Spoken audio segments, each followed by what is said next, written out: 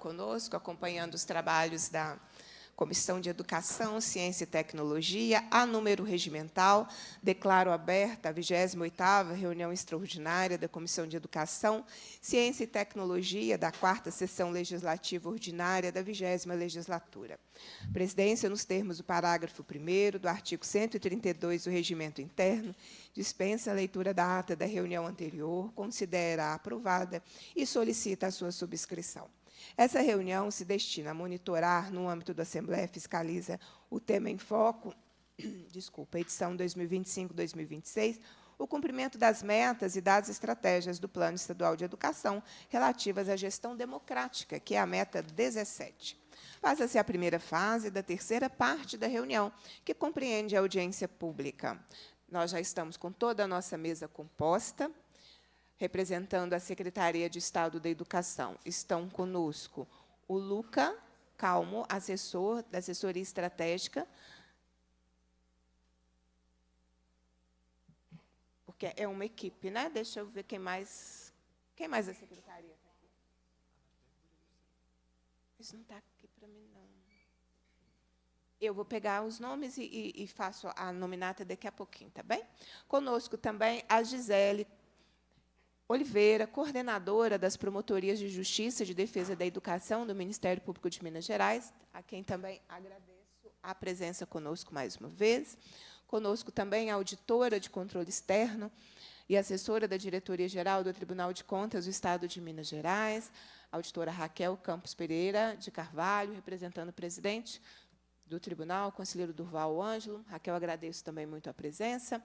Conosco também Ana Maria Saraiva, membro do Fórum Estadual Permanente de Educação de Minas Gerais, o FEPENG. Cadê a Ana Maria? Também, muito obrigada pela presença aqui conosco. Conosco também a Denise de Paula Romano, coordenadora-geral do Sindicato Único dos Trabalhadores em Educação, a quem também agradeço a presença. Tem uma turma aqui que, na semana, vocês estão junto comigo, né? 3 audiências na semana. Muito bem. Quero também dizer que o Conselho Estadual de Educação compõe essa importante audiência. O Lucas Evâncio está representando o Conselho Estadual de Educação. Cadê o Lucas? Muito bem, Lucas, muito obrigada pela sua presença conosco. Vice-presidente do Conselho Estadual de Educação, muito bem. Também está conosco o Ministério Público de Contas, a nossa procuradora, a Cristina Andrade Mello, também é da equipe das 3 audiências da semana. Não faça isso. É muito importante a presença do Ministério Público de Contas, do Tribunal de Contas, do Conselho. Acho que a Comissão de Educação, vou fazer um rápido comentário, deu um salto qualitativo ao conseguirmos articular essa importante parceria institucional, né? Então, não seremos os mesmos depois desse ciclo, as mesmas, depois desse importante ciclo de monitoramento. E agradeço muito, porque eu sei que nas nossas agendas disputam muita coisa. Nós fazemos muita coisa. E aí é uma decisão política, né? Estar aqui fazendo esse processo de monitoramento. Então, muito obrigada. Conosco também o Tiago Antônio. O Tiago é professor adjunto do Departamento de Administração Escolar da Faculdade de Educação da nossa maravilhosa UFMG. Muito obrigada pela presença, Tiago. A FAI também, né, tem feito essa parceria importante, agradeço muito. Um grande abraço, né, à nossa ex-diretora agora, Andréia, que finalizou a gestão dela recentemente. Muito obrigada pela presença conosco. Conosco também o economista e técnico do DIESE, que é o Departamento Intersindical de Estatística e Estudos Socioeconômicos, o Diego Severino. Mais uma vez, Diego, obrigada pela presença conosco, muito importante. Conosco também a Undime, a União Nacional dos Dirigentes Municipais de Educação de Minas Gerais, aqui hoje representado pelo secretário municipal de Educação de Sete Lagoas, o Fernando Campos. Fernando, muito obrigada, secretário, pela presença aqui conosco. Permita também registrar a presença que compõe a mesa conosco, a Clarice Barreto, que também é do Fórum Estadual Permanente de Educação. Muito obrigada pela presença, Clarice. Conosco também a Heloísa Helena Nascimento, que é auditora de controle externo do Tribunal de Contas de Minas Gerais também. Muito obrigada pela presença. Conosco também a Débora Gabriele Bastos Silva, assessora da Assessoria Estratégica da Secretaria de Estado da Educação.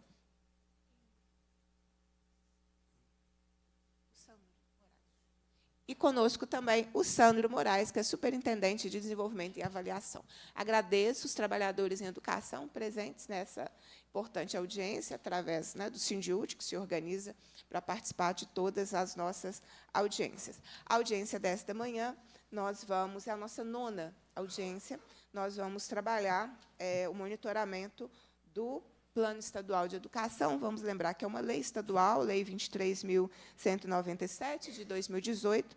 A sociedade mineira decidiu qual era o planejamento que o governo do Estado deveria cumprir por 10 anos relacionados à educação.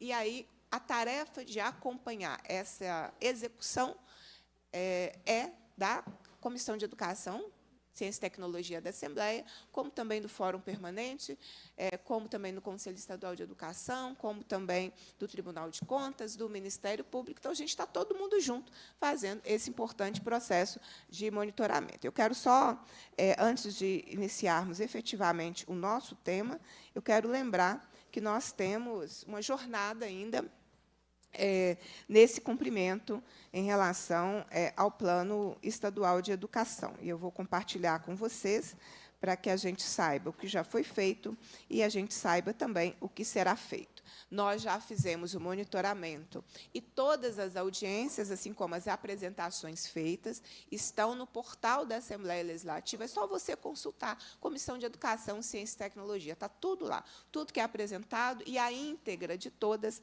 as audiências. Nós começamos esse monitoramento através de audiências, no dia 9 de abril, onde nós fizemos o monitoramento da educação infantil, que é a meta 1, e da educação, ensino fundamental e alfabetização infantil, que são as metas 2 e 5. Na semana seguinte, nós fizemos a fiscalização das metas do ensino médio e educação profissional, são as metas 3, 11 e 10, como também a elevação da escolaridade e erradicação do analfabetismo de jovens e adultos, metas 8 e 9. Já no dia 23 de abril, nós fizemos a fiscalização da educação especial, meta 4, e também da educação em tempo integral e qualidade da educação, metas 6 e 7. Já no dia 30 de abril, foi a vez da educação superior, com as metas 12 a 14, e valorização e formação dos profissionais da educação básica, metas 15 e 16. Agora, nós vamos falar sobre a meta 17, que é gestão democrática. No período da tarde, nós vamos falar do financiamento da educação, que é a meta 18. E, na semana que vem, no dia 14, nós vamos trabalhar educação do campo, indígena quilombola e do sistema socioeducativo e prisional. É sempre em 2 audiências, às 10 e às 14 horas. No dia 21 de maio, nós vamos fazer uma discussão específica sobre educação de jovens e adultos, que foi um tema tratado numa das metas, mas que nos chamou a atenção pelo abismo que Minas Gerais está, e aí nós decidimos dedicar uma manhã inteira a esse debate. E, na semana seguinte, no dia 28 de maio, nós teremos 2 temas. No período da manhã, nós vamos tratar sobre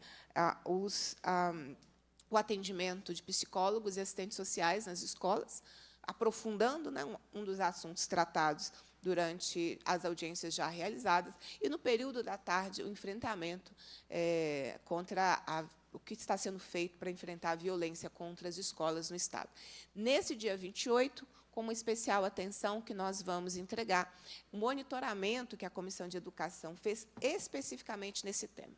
A Comissão de Educação se dedicou a fiscalizar o cumprimento orçamentário, as ações deste assunto, e fizemos um robusto processo de fiscalização. Nós faremos a entrega desse estudo, nesse dia 28, a todas as entidades, além de fazer todo o debate a respeito.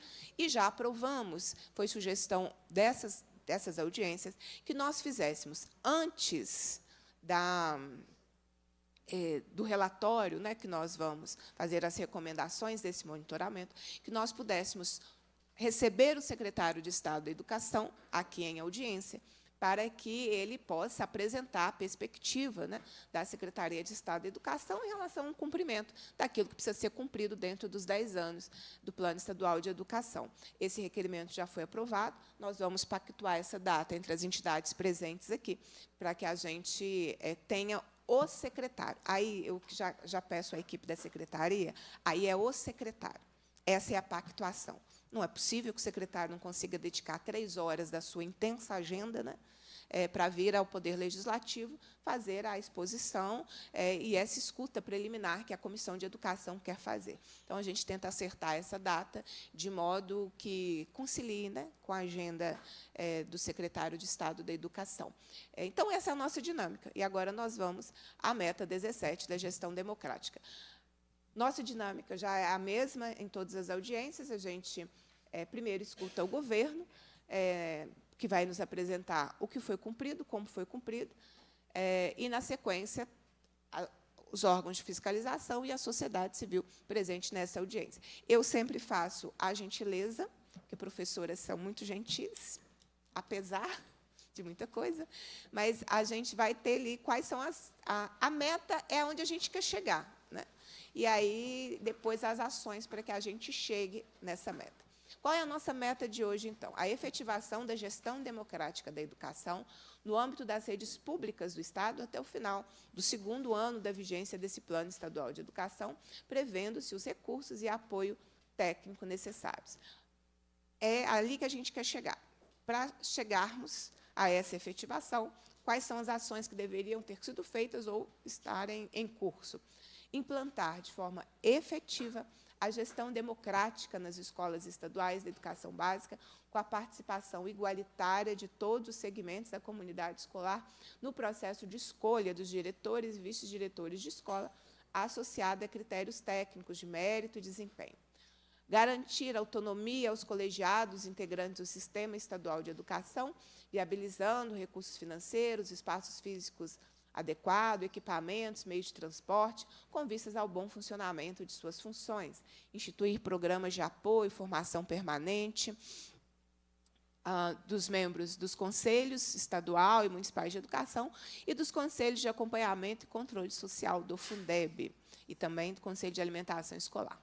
Incentivar, por meio do Fórum Estadual de Educação, os municípios a construírem fóruns permanentes de educação. Que municípios hoje têm fóruns permanentes de educação, não é?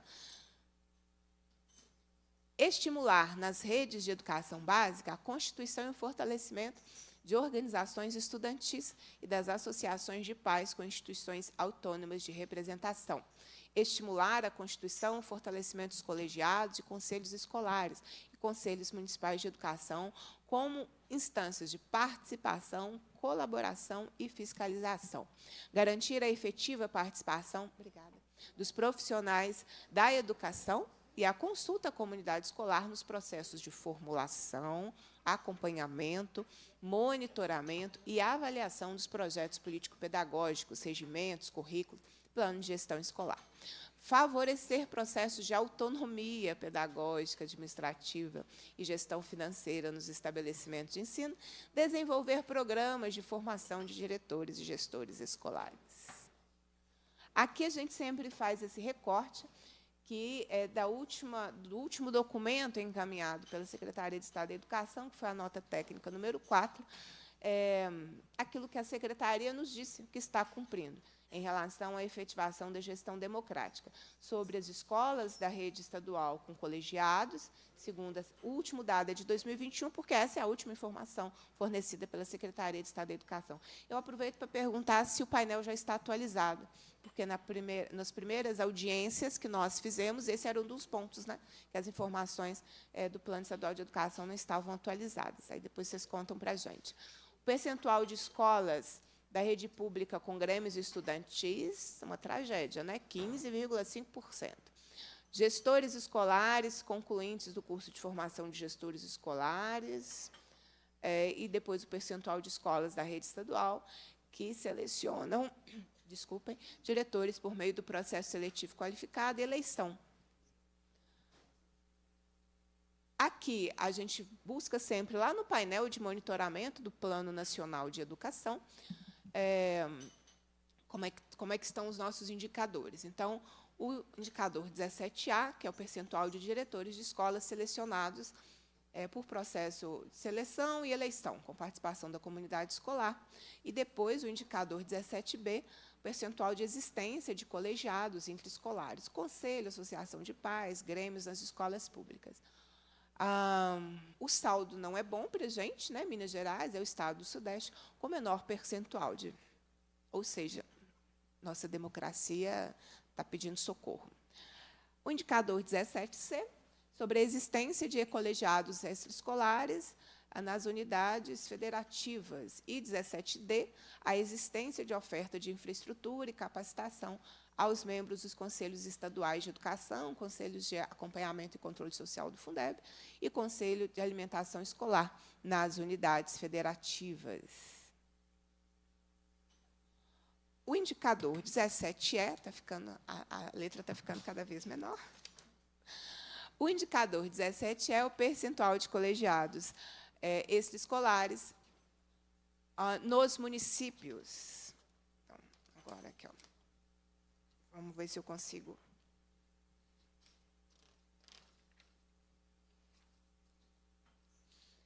Nos municípios, aí esse cinza é a nossa meta e esse azul é o indicador como está. Hoje nós temos 76%, em 2021, desculpa, 77% dos municípios com colegiados. E sobre a existência de infraestrutura e capacitação dos membros do Conselho Estadual de Educação e dos conselhos de acompanhamento, dos conselhos do Fundeb nos municípios, hoje, o último número que nós temos é de 61% dos municípios. Deixa eu só falar do anterior, que eu falei rapidamente, não fiz a leitura. Hoje nós temos colegiados nas unidades da federação, nós estamos em 100%, e a oferta de infraestrutura e capacitação, nós estamos em 83%. Minha tarefa aqui é só compartilhar a meta, as ações e as informações públicas para que agora nós possamos fazer o processo de monitoramento. Então, eu já passo, na sequência, a palavra ao Luca Calmo, assessor da assessoria estratégica da Secretaria de Estado da Educação, para que ele traga as informações de monitoramento da meta 17. Bom dia, Luca, bem-vindo, a palavra é sua. Muito obrigado, bom dia a todos. Queria primeiro cumprimentar aqui, então, os colegas da Assembleia, deputada, outros colegas aqui do Tribunal de Contas, Ministério Público, Conselho Estadual de Educação, meus colegas aqui também da Secretaria, os trabalhadores da educação, profissionais da educação que estão aqui presentes, também os que não estão. Vou começar, então, minha fala, apresentando aqui o nosso parecer sobre a meta 17, as considerações aqui da Secretaria. Então, a meta 17, como foi falado aqui já pela deputada, representa aqui a efetivação da gestão democrática da educação no âmbito das redes públicas do Estado de Minas Gerais. Então, a respeito, primeiramente, dos dados, deixa eu só passar aqui, esqueço que tem que ir mudando a telinha também. Essa é a meta, o texto da meta. Então, os primeiros dados que nós temos para apresentar são os indicadores. Primeiro é o indicador 17A, percentual de escolas da rede pública estadual de Minas Gerais com colegiados, e aí desses colegiados estão incluídos os principais: associação de pais e mestres, conselho escolar, grêmio estudantil e outros, eventualmente. Cada escola pode ter também sua liberdade para definir. E nós temos aí, então, um aumento dos indicadores aqui de Minas Gerais. Em 2019, estava em aproximadamente 95,5%, teve uma evolução subindo aí até 2024, chegando em 99,39% de escolas da rede estadual de Minas Gerais que possuem colegiados. Então, o indicador 17B, percentual de escolas da rede pública estadual de Minas Gerais com grêmios estudantis.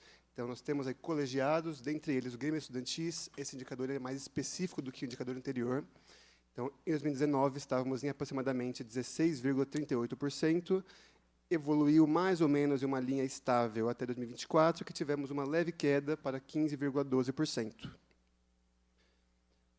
O indicador 17C, percentual de gestores escolares concluintes em cursos de formação continuada. Em 2019, esse indicador estava em 2,6% e foi crescendo progressivamente um pouco até 2024, em que chegamos a 13,22%. Vale lembrar que nós consideramos aqui cursos de formação continuada, cursos com mais de 80 horas de formação continuada para gestores. Desculpa, obrigado pelo lembrete. Aqui, foi. Então, esse indicador 17C que eu estava me referindo. O indicador 17D, percentual de escolas da rede pública estadual que selecionam diretores por meio de processo seletivo qualificado e eleição com participação da comunidade escolar. Então, nós temos aí um aumento expressivo de 2019 para 2024. Então, de 19 a 22 estávamos relativamente baixos, de 4% a 13%. A partir de 2023, nós temos aí um aumento expressivo nesse indicador, subindo para 86,75%, e no ano seguinte, em 24, 97,43%. Então, a maior parte hoje das escolas possuem diretores selecionados por um processo seletivo qualificado. Apenas um comentário que nós incluímos aqui na apresentação sobre o indicador 17C. Eu vou passar aqui a apresentação. A Secretaria de Educação implementou, nos anos 2023 e 2024, em parceria aí com a Fundação João Pinheiro, o Programa de Desenvolvimento do Gestor Escolar, que teve como objetivo desenvolver, de fato, os gestores, diretores escolares da nossa rede estadual de Minas Gerais, para que eles tenham uma formação inovadora e estratégica do ambiente escolar, do ambiente público, para que consiga trabalhar em rede para alcançar resultados efetivos. Essa foi uma política ampla que abarcou todos os diretores da nossa rede. Foram 3 entradas no programa, sendo 2 em 2023 e 1 em 2024, com carga horária total de 96 horas ou de 114 horas. Para 114 horas foram selecionadas aproximadamente 100 escolas, com desafios expressivos aí, e, portanto, os diretores também tiveram uma formação mais específica, mais desenvolvida. Então, a respeito das ações principais dos indicadores, o que eu tinha para mostrar era isso. Agora eu vou seguir aqui para cada estratégia que nós temos na nossa meta e as ações vinculadas a cada uma delas. Então, primeiramente, a estratégia 17.1, implantar de forma efetiva a gestão democrática nas escolas. Foram elencadas 3 principais ações para essa estratégia. A primeira é a certificação ocupacional de diretor de escola estadual. E o número de inscritos nesse projeto foi de aproximadamente 26.100 alunos em 2018. Apresentou uma leve redução aí no ciclo de 2020 para 2021, de 23.600 alunos, aproximadamente. Voltou a recuperar em 2022 com aproximadamente 24.000 inscritos. E aí, posteriormente, o quantitativo de certificados emitidos nesse programa evoluiu aí de 4.400 em 2018 para 2.800 em 2020 e 2021, e, posteriormente, elevando ainda mais para 2022, alcançando 6.359 certificados emitidos pelo programa.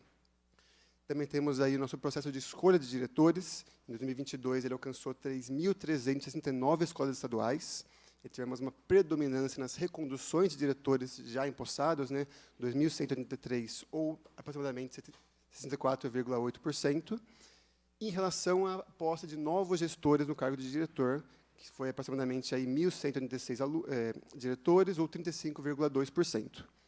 A maior parte das indicações ocorreu por meio de votação direta da comunidade escolar, cerca de 81%, enquanto mais ou menos 14%, tiveram indicação por colegiados, e outros 4,6%, 157 diretores escolares, foram indicados pelas superintendências regionais de ensino.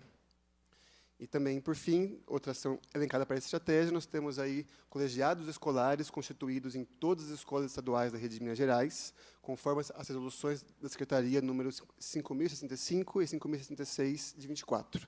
A 5.065 é uma resolução ampla para todas as escolas, e a 5.066 é uma específica para escolas indígenas aqui da nossa rede. Então, próxima estratégia, 17.2, garantir autonomia aos colegiados integrantes do Sistema Estadual de Educação. Nós temos aí, então, 2 principais ações orçamentárias vinculadas a essa estratégia, que são a ação 2129 e 2098. Então, a ação orçamentária 2129, operacionalização das ações dos conselhos. Ela se refere à gestão e monitoramento dos recursos do Fundeb, mediante visitas às prefeituras municipais, capacitação de recursos humanos, emissão e análise de relatórios e manter despesas de custeio diversas, garantindo apoio técnico operacional indispensável à realização das ações dos conselhos. E aqui nós englobamos, mas dentre outros, né, o Conselho Estadual de Educação, o Conselho de Monitoramento do Fundeb e o Conselho de Alimentação Escolar. Na LOA, na Lei Orçamentária Anual para 2026, para essa ação estão previstos R$ 1.951.450. Já a ação 2098, profissionais do Conselho Estadual de Educação, se refere ao custeio da folha de pagamento dos servidores da Secretaria em exercício no Conselho Estadual de Educação. E para essa ação orçamentária, na Lei Orçamentária Anual, somando aí alguns créditos adicionais para 2026, estão previstos R$ 10.747.715,33. Além disso, a Secretaria também oferece, também provê espaço físico e demais condições logísticas para que os conselhos façam o devido acompanhamento e o controle da repartição, transferência e aplicação dos recursos do Fundeb e do PNAE nas escolas. Então,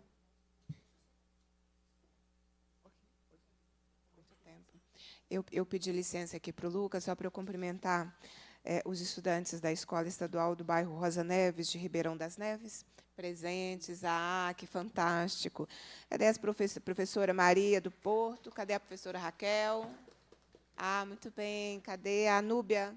Muito bem. Então, vocês estão na melhor comissão da Assembleia Legislativa. Comissão de Educação, Ciência e Tecnologia. Nós estamos fazendo um processo que chama fiscalização, né, gente? Que é uma das funções do Poder Legislativo.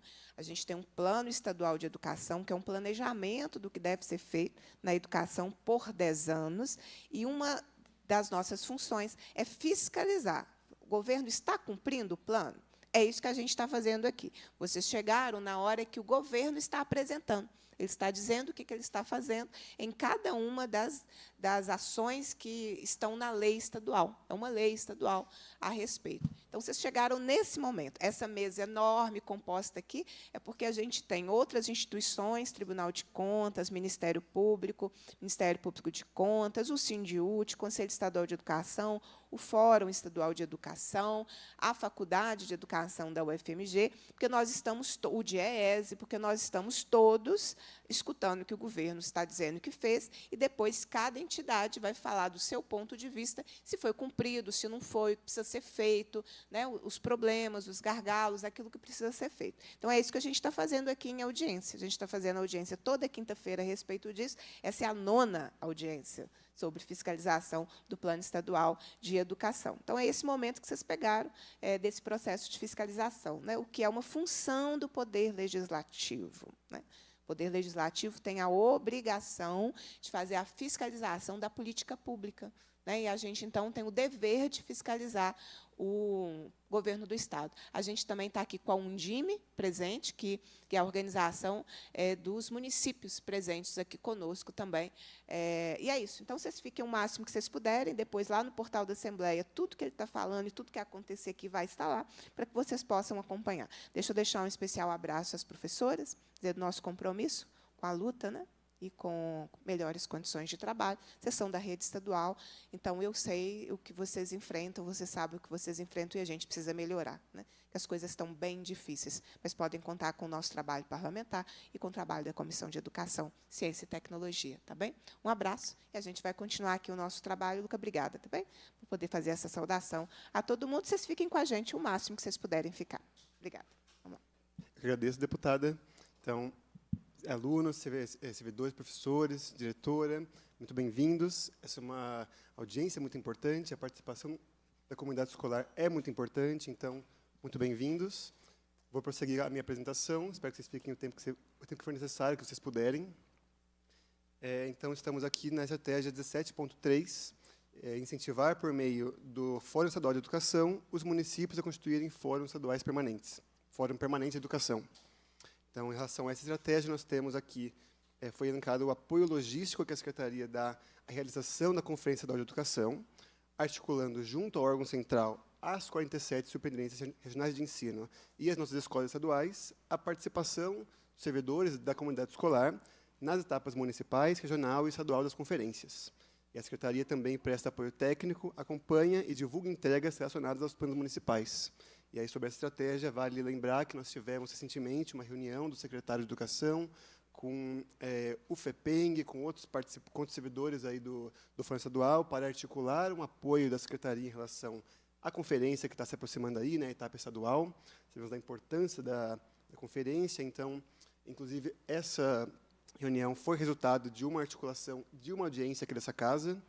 Então, essa é uma ação que está vinculada à estratégia. A estratégia 17.4, passando aqui. Estimular nas redes de educação básica a constituição e fortalecimento de organizações estudantis e associação de pais. Para essa estratégia, foi elencada a publicação de manuais de orientação, promovendo eleições para representantes de turma e fomentando a articulação dessas entidades com os conselhos escolares. E também, desde 2017, a Secretaria instituiu nas escolas o Conselho de Representantes de Turma, com o objetivo aí de promover o protagonismo estudantil, estimular os estudantes à participação democrática e na identificação e resolução de problemas locais de cada escola com suas próprias comunidades. A próxima estratégia, 17.5, estimular a constituição e fortalecimento de colegiados e conselhos escolares, como instância de participação. A Secretaria também ressalta o provimento do espaço físico e demais condições logísticas para que os conselhos façam acompanhamento e o controle da repartição, transferência e aplicação dos recursos do Fundeb e do PNAE, possibilitando, assim, o seu funcionamento e execução das suas atribuições legais nas escolas e na rede estadual. A estratégia 17.6, garantir a efetiva participação dos profissionais de educação e a consulta à comunidade escolar nos processos de formulação e monitoramento dos projetos político-pedagógicos das escolas. Então, a Secretaria fomenta a construção compartilhada do planejamento pedagógico e administrativo das escolas, tanto por seu quadro de pessoal quanto pela comunidade escolar, e também fomenta a submissão das propostas da comunidade escolar por meio, diretamente, aí, do colegiado escolar. Além disso, complementando esse fomento, nós temos também o incentivo à participação da comunidade escolar na própria elaboração direta do projeto político-pedagógico, e também nós temos na Secretaria a flexibilidade curricular, que é a flexibilização dos processos pedagógicos, justamente para adequar o ensino de cada escola à sua própria realidade local e também, principalmente, às necessidades dos estudantes dentro das diretrizes estaduais e do que a lei prevê. A próxima estratégia, 17.7, já encaminhando para o final, favorecer processo de autonomia pedagógica, administrativa e de gestão financeira nas escolas estaduais de Minas Gerais. Então, a Secretaria elencou como ação fomento à construção compartilhada do planejamento pedagógico e administrativo das escolas, da mesma forma que foi elencado na última estratégia, 17.6.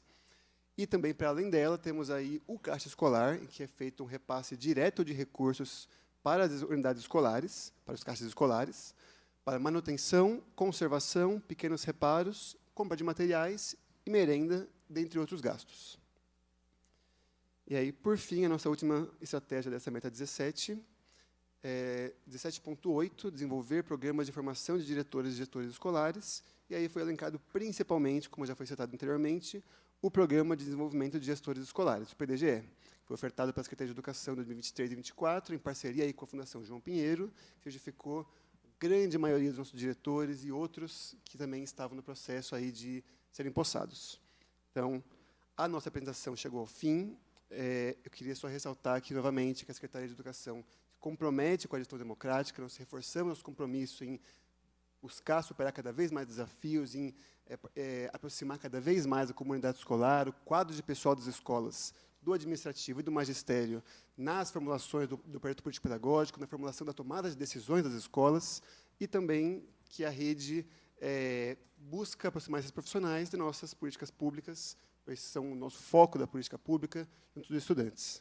Então, deputada, muito obrigado a todos os presentes. Passo a palavra de volta.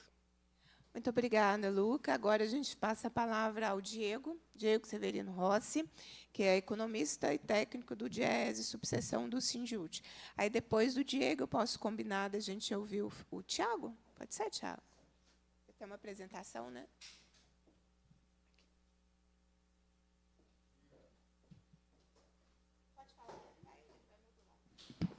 Alô, bom dia a todos presentes aqui, né, cumprimentar a todos em nome da deputada Beatriz Cerqueira.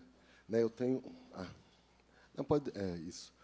Eu tenho uma apresentação aqui, né, sobre essas metas, e eu trouxe algumas informações mais específicas relativas à rede estadual, né, e aí eu gostaria só de explicar um pouquinho, né, porque não vou ler tudo, mas através do próprio censo escolar, né, a gente tem algumas informações no que se refere à questão do processo seletivo de eleição dos diretores, né, dos gestores escolares dentro do censo, e tem algumas mudanças, né? Tem alguns conceitos, não só aqueles ali que foram apresentados, né, que está no painel da Secretaria de Educação, bem como também que foram apresentados aqui, né, são 1, 2, 3, 4, 5, 6 tipos de processos, né, e um destaque maior, porque esses que estão em azul, que é o processo que tem a participação da comunidade escolar, né? O primeiro, que é o que vigorava até pouco tempo atrás, antes da mudança da eleição, que era simplesmente a questão da escolha da comunidade escolar, e agora, né, tem que ser incluído, inclusive até o próprio Plano Estadual de Educação fala, do processo seletivo juntamente com a escolha da comunidade escolar, né? E o que a gente tem aqui, né? Eu trouxe esses 3 anos porque o acesso disponibilizado pelo censo escolar de 21 a 24, né, o que é disponível, retirou algumas informações por conta da LGPD, né? Agora, em 2025, retornou com mais informações específicas, né? O que a gente tinha aí? A gente tinha algo em torno, né, de 95% a 98% das escolhas dos diretores escolares com participação da comunidade escolar, né? O que aconteceu que, no ano passado, diminuiu esse percentual, né? A gente tem aí cerca de 90%.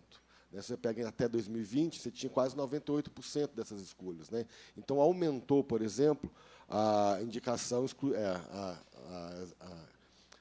a escolha exclusivamente por indicação. Quando a gente fala por indicação, é pelo gestor daquela pasta, né? Então, seja por superintendente, alguém da secretaria, e aumentou, né? E também o aumento desse processo seletivo qualificado, que não tem a participação da comunidade escolar, ou alguma outra forma, né? Apesar de ser um percentual ainda elevado da participação da comunidade escolar, a gente ainda teve uma redução desse percentual de escolha, né? Então, a gente tinha, em 2020, 98%, agora a gente tem 90% das escolhas desses cargos, tem 10% das escolhas desses cargos por indicação da secretaria, né?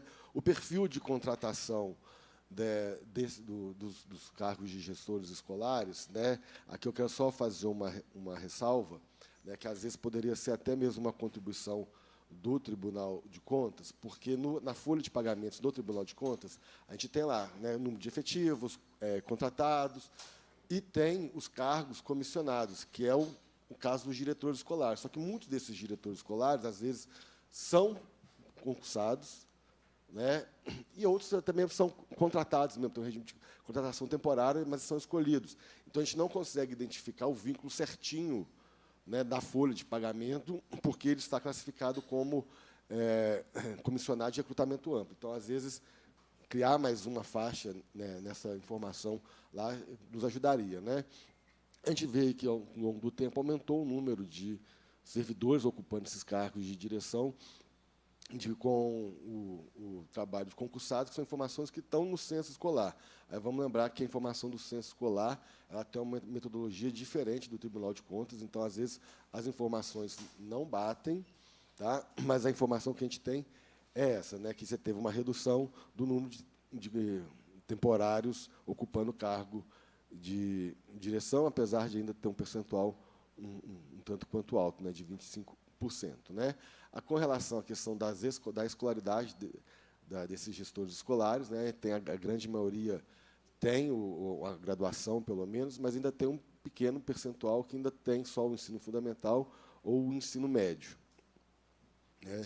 Dos que têm a graduação, a grande maioria são graduações com licenciatura, 96%, e 4% ainda possuem uma graduação sem licenciatura. Né? Por que eu estou falando desta questão? Que, apesar do governo ter informado, né, feito cursos e tal, né, mas a gente não sabe, assim, né, apesar do nome, a gente não sabe qual que é a matriz curricular para saber se a formação desses diretores são em gestão escolar. Né? Qual que é a formação em gestão escolar? Porque a gente ainda tem, por exemplo, que 1/4 dos diretores só tem graduação, não tem pós-graduação concluída. Né? Alguns têm especialização, né, mas poucos, a gente não sabe quais é a formação que ele tem. Ele pode ter tido uma especialização, mestrado, doutorado na área afim dele, de origem, que às vezes normalmente ele é um professor, então ele pode ter tido lá, mas a gente não sabe quantos têm a formação específica para o trabalho deles, que é de gestão escolar, que isso é muito importante para a questão da direção da escola, né, para a melhoria da participação popular também, da gestão da escola. Né. E aqui eu trouxe alguns dados separados, né, sobre a questão do que está incluído no painel de colegiados, né, porque lá, quando eles falam colegiados, igual o que está presente na apresentação do Luca, mas não está detalhado no painel de monitoramento, lá fala colegiados. Então, para quem não entende, quando lê lá o Plano Estadual de Educação vê colegiados, aí fica achando que é só colegiado escolar. E lá nos dados é todos, colegiado escolar, Grêmio, é tudo somado. Né? E aí aqui eu fiz uma separação, né, com essas informações do censo escolar, que a gente tem aí que a questão de número de Grêmio estudantil, ele se manteve praticamente o mesmo ao longo do tempo, né, variando aí de 14% a 17%. Atualmente, a gente está em 14%. A questão da associação de pais também aqui, no caso, é a associação de pais e a associação de mestres, de pais e mestres, né, que são duas variáveis que tem no censo escolar. Aqui é a soma dessas duas. Né? E o que me chama a atenção, assim, a questão do baixo percentual de grêmios escolares nas escolas estaduais, é porque a gente sabe da importância dos alunos dentro da organização dos alunos dentro das escolas, para também reivindicar as melhorias escolares e poder opinar. Por que eu falo isso? Porque quando a gente pega, né, o edital que está parado do processo cívico-militar, né, da escolarização, da militarização das escolas estaduais, das escolas que fizeram as suas assembleias, né, todas aquelas que rejeitaram eram escolas que possuíam um grêmio estudantil. As que aprovaram, a sua grande maioria, mais de 80%, não tinha existência de grêmio estudantil. Né. Então, a gente sabe a participação, a força, porque eles vão opinar sobre isso. Eles sabem o que é melhor para eles também. Então, é só para fazer uma certa relação. Então, ou seja, escola onde tem grêmio estudantil, né, em tese, pelo estudo que a gente estava fazendo, a probabilidade de ser aprovado essas escolas é muito baixa, né, por conta dessa característica. Né. Então, por isso que tem que reforçar o atendimento a essa meta, né, que está muito baixa. E com relação à questão só dos conselhos colegiados escolares, né, apesar da informação estar lá, que o governo trouxe, que em todas as escolas tem, mas, pelo menos, no censo escolar, né, o resultado está diferente, né, informando que, por exemplo, que 78%, que 22% das escolas ainda não possuem esse tipo de colegiado. Né. Então, por mais que tenham incentivo às resoluções, às vezes, na hora quem está preenchendo, né, o servidor que está preenchendo, ele olha assim, não tem. Mesmo que esteja formado, talvez, na prática, ele não funciona. Né? Então, às vezes, pode ser essa a diferença de informação, e a gente sabe que isso é muito importante, porque aqui, né, como é que vai ser a participação da comunidade escolar na fiscalização e no acompanhamento da implementação do projeto pedagógico, como que é uma das metas também desse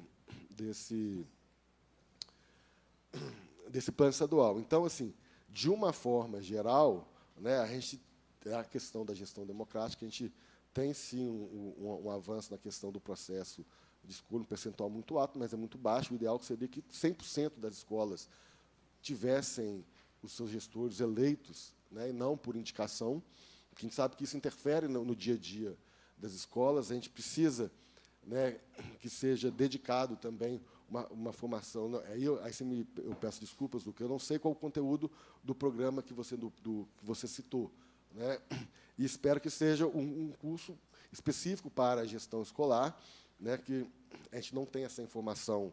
A gente sabe do curso, mas a gente não sabe do conteúdo, se todos os diretores têm esse tipo de certificação ou alguma especialização com isso, e também um avanço importante, né, que ainda falta muito na questão dos grêmios estudantis e dos colegiados escolares.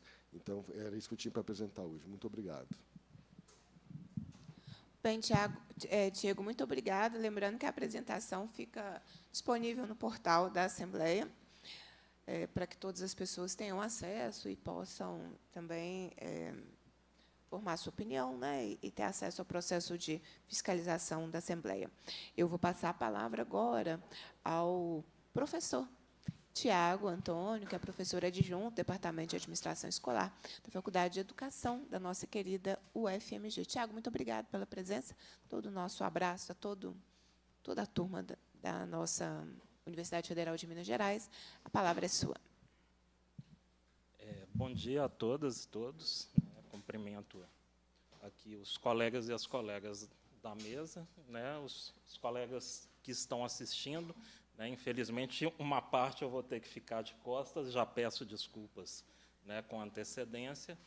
Quero cumprimentar a deputada Beatriz Cerqueira, né, pela oportunidade. A Beatriz, que é muito parceira nossa lá na Faculdade de Educação, tanto nos nossos eventos, em facilitação das nossas pesquisas, né, junto aí a professores, estudantes. Então, para mim, é uma satisfação muito grande estar aqui ainda, né, discutindo um tema tão importante e tão caro, né, para nós da educação, que é a gestão democrática.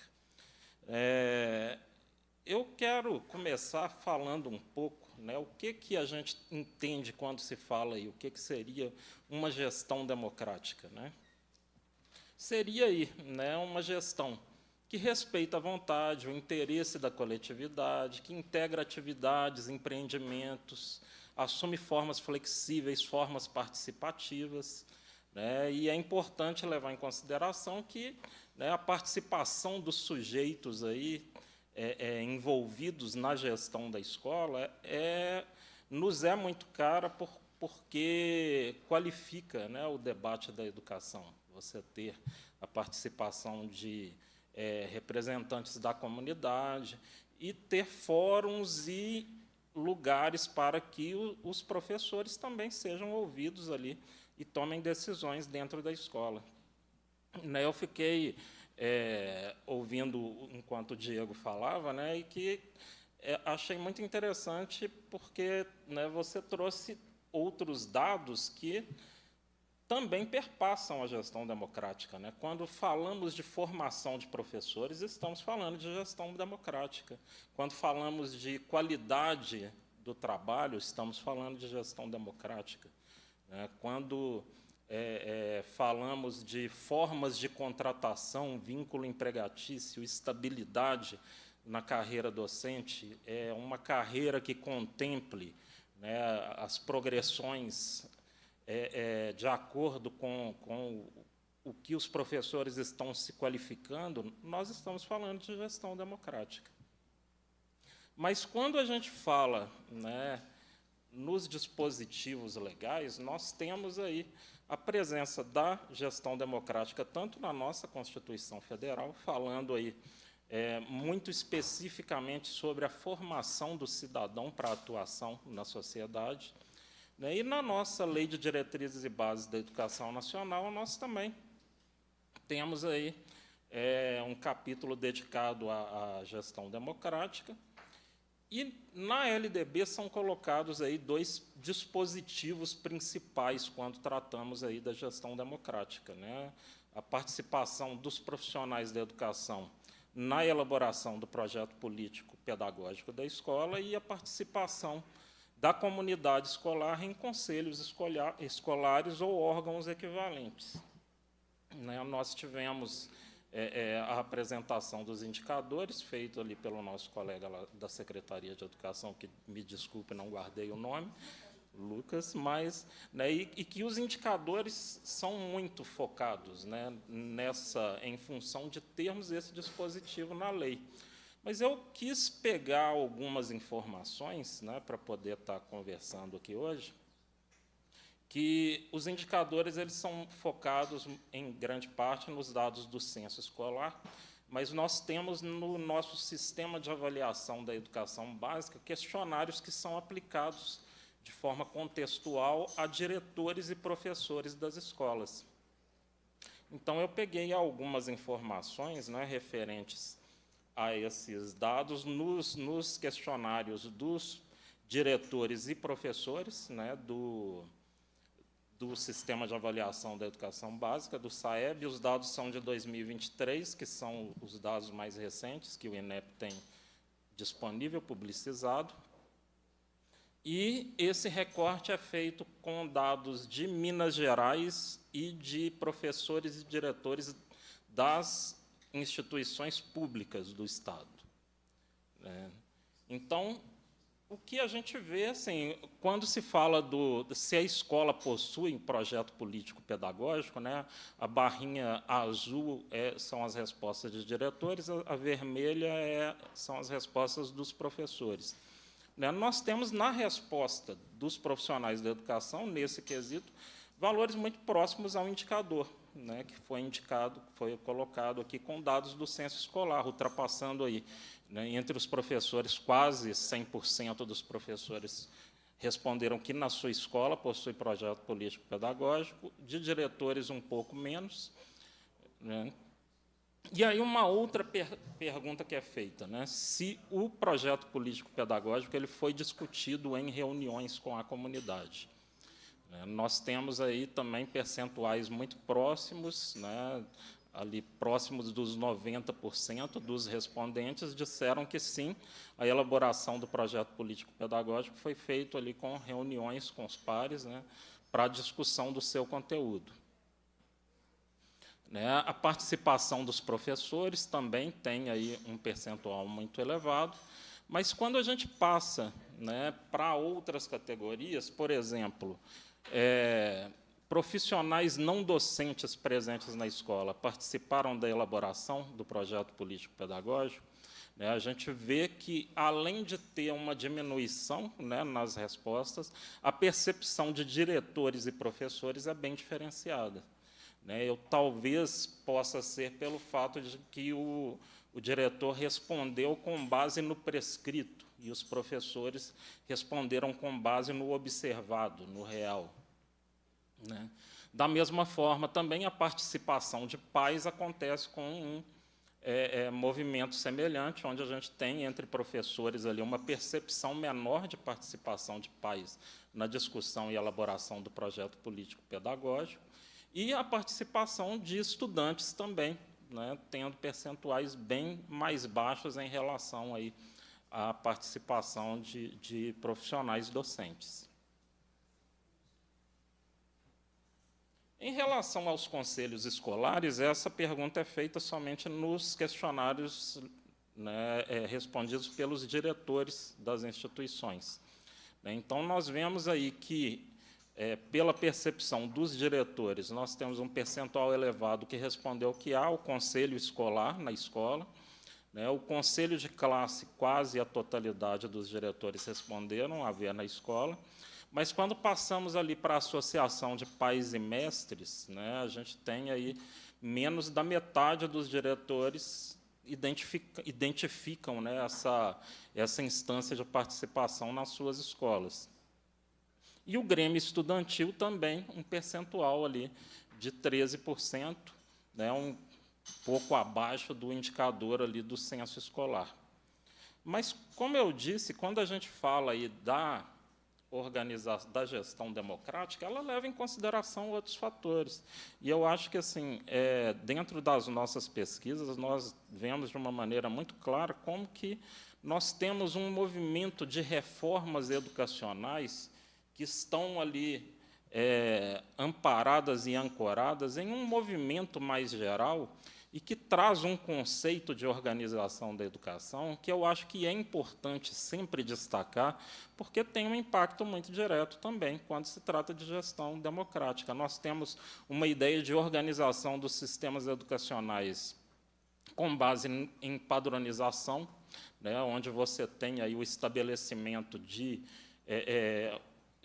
avaliações em larga escala, externas às escolas, que direcionam determinados conteúdos para uma formação padronizada, né? Nós temos como essas avaliações elas têm o seu foco em disciplinas mais básicas, normalmente português, matemática, em algumas avaliações tem incluído também conteúdos de ciências, né? Nós temos uma ênfase muito grande nessas disciplinas, como se essas disciplinas fossem centrais e as outras disciplinas estivessem somente ali exercendo um papel de complementação. Nós temos nas nossas pesquisas, inclusive, escolas em que, quando está próximo da aplicação desses exames e testes padronizados, as outras disciplinas têm os seus conteúdos direcionados para o que é cobrado ali dentro daquelas disciplinas básicas.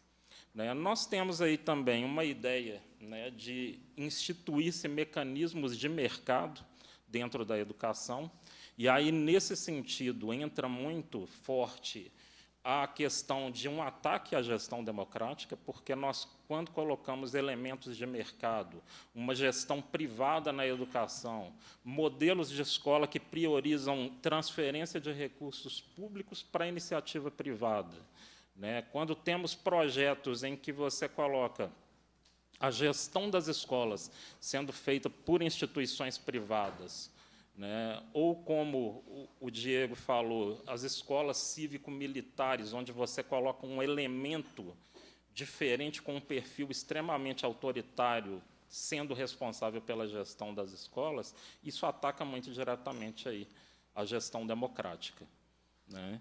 E, além disso, obrigado. E, além disso, nós temos aí também, né, uma política de governança muito focada em números. E não é o número no sentido do indicador de avaliação diagnóstica da política pública, mas um número no sentido de coerção, estabelecimento de metas, enforcamento de orçamentos, busca de resultados pautados ali, né, em metas a serem alcançadas, estabelecimento de políticas aí de premiação ou punição, caso essas metas não sejam alcançadas.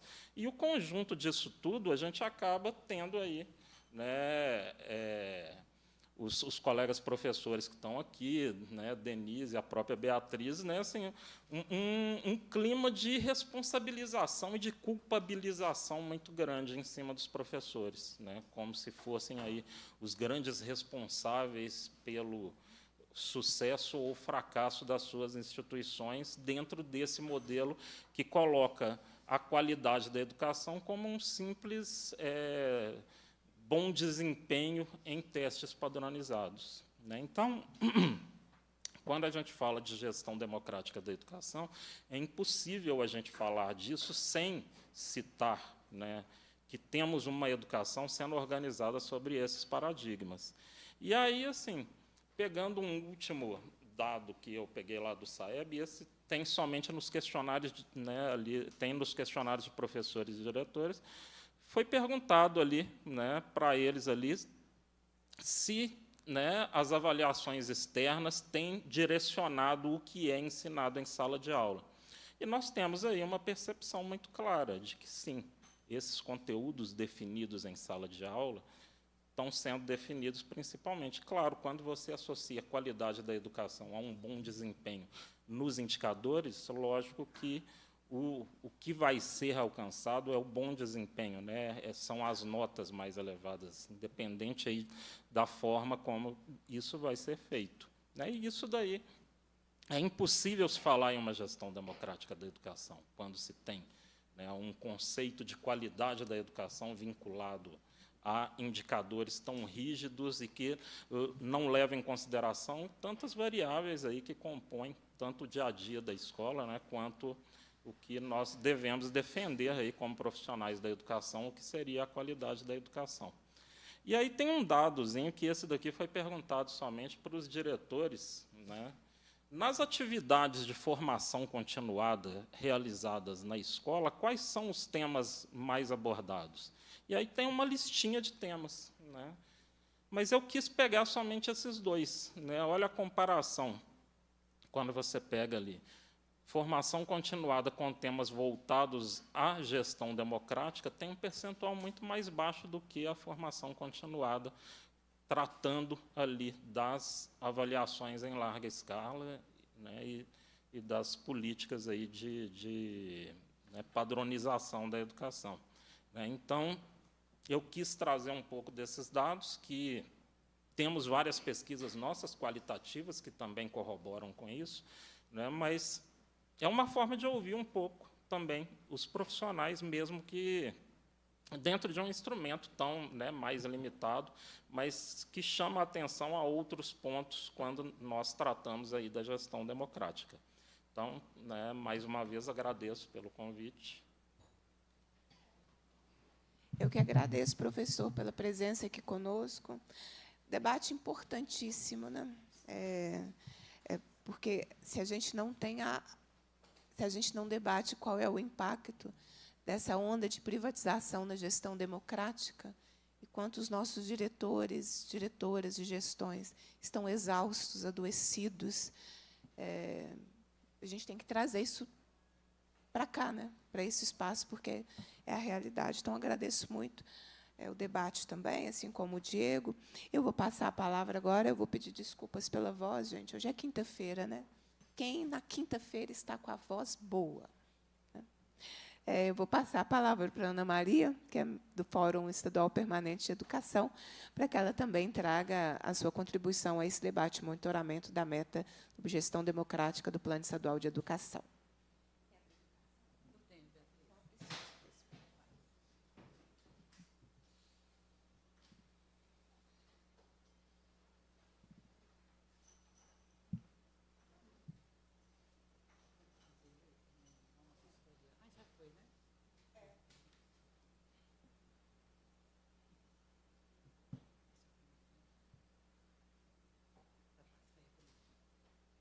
Bom, gente, bom dia, né, a todos e todas.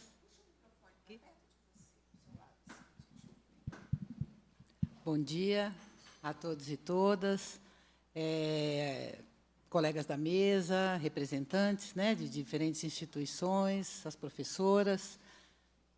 Agradeço a Beatriz por esse momento, né, que é um momento de gestão democrática de um mandato, né, diferentes vozes sendo ouvidas para uma possível tomada de decisão. É isso que a gente quer também para a educação, né? Eu venho aqui representar o FEPENG e quero fazer aqui um agradecimento especial à nossa coordenadora Analise, né, uma batalhadora da gestão democrática, entre outras batalhas. Eu começo a minha fala só fazendo uma lembrança, né? Eu gostaria de lembrar que a democracia ela é algo impermanente. Ela precisa constantemente ser fomentada, ser induzida, ser fortalecida. Ela também não é espontânea, ela não surge nas escolas, nas redes e nos sistemas somente a partir de um marco legal, né? Temos agora uma lei dos conselhos, então os conselhos são criados, mas esses conselhos precisam ser fortalecidos, precisam ser auxiliados, não é? Então, eu só queria lembrar aqui que a gestão democrática, como disse o Tiago, meu colega lá da FAI, ela é um princípio constitucional. O que significa isso? Que ela é um fundamento que tem que dar norte a todas as instituições que compõem a educação. Ela é também uma matriz normativa. É uma norma que ela aponta os instrumentos que vão garantir a participação social. E é também um valor fundante. É uma característica que deve guiar a relação da educação e da escola com a sociedade. E, às vezes, as pessoas dizem, mas por que essa gestão democrática? Né? Como o Tiago falou, muitas vezes ela é questionada, né, num contexto de nova gestão pública. Gente, nós temos uma ideia tão boa aqui na secretaria, se a gente for ouvir todos os diretores, vai levar meses. Mas essa é a decisão sempre mais certeira. Aquela tomada, né, de forma personalizada, ela costuma trazer graves problemas a médio e a longo prazo. Eu trago aqui John Dewey, né, que é um teórico da educação, que ele diz que a democracia ela renasce em cada geração. E a educação é a sua parteira. Quando nós vimos que 13% das escolas têm grêmio escolar, a gente vê que a gente já está correndo atrás de uma defasagem, né, da participação dessa nova geração no fortalecimento e na permanência dessa democracia, não só escolar, mas como sociedade, como país. E a democracia, ela demanda vivências, que a pessoa tenha experiências democráticas, que ela participe de colegiados, das decisões que são tomadas, né, que vão impactar diretamente o seu cotidiano na escola. Né? Então, é nessa experiência que a democracia se fortalece nas próximas gerações.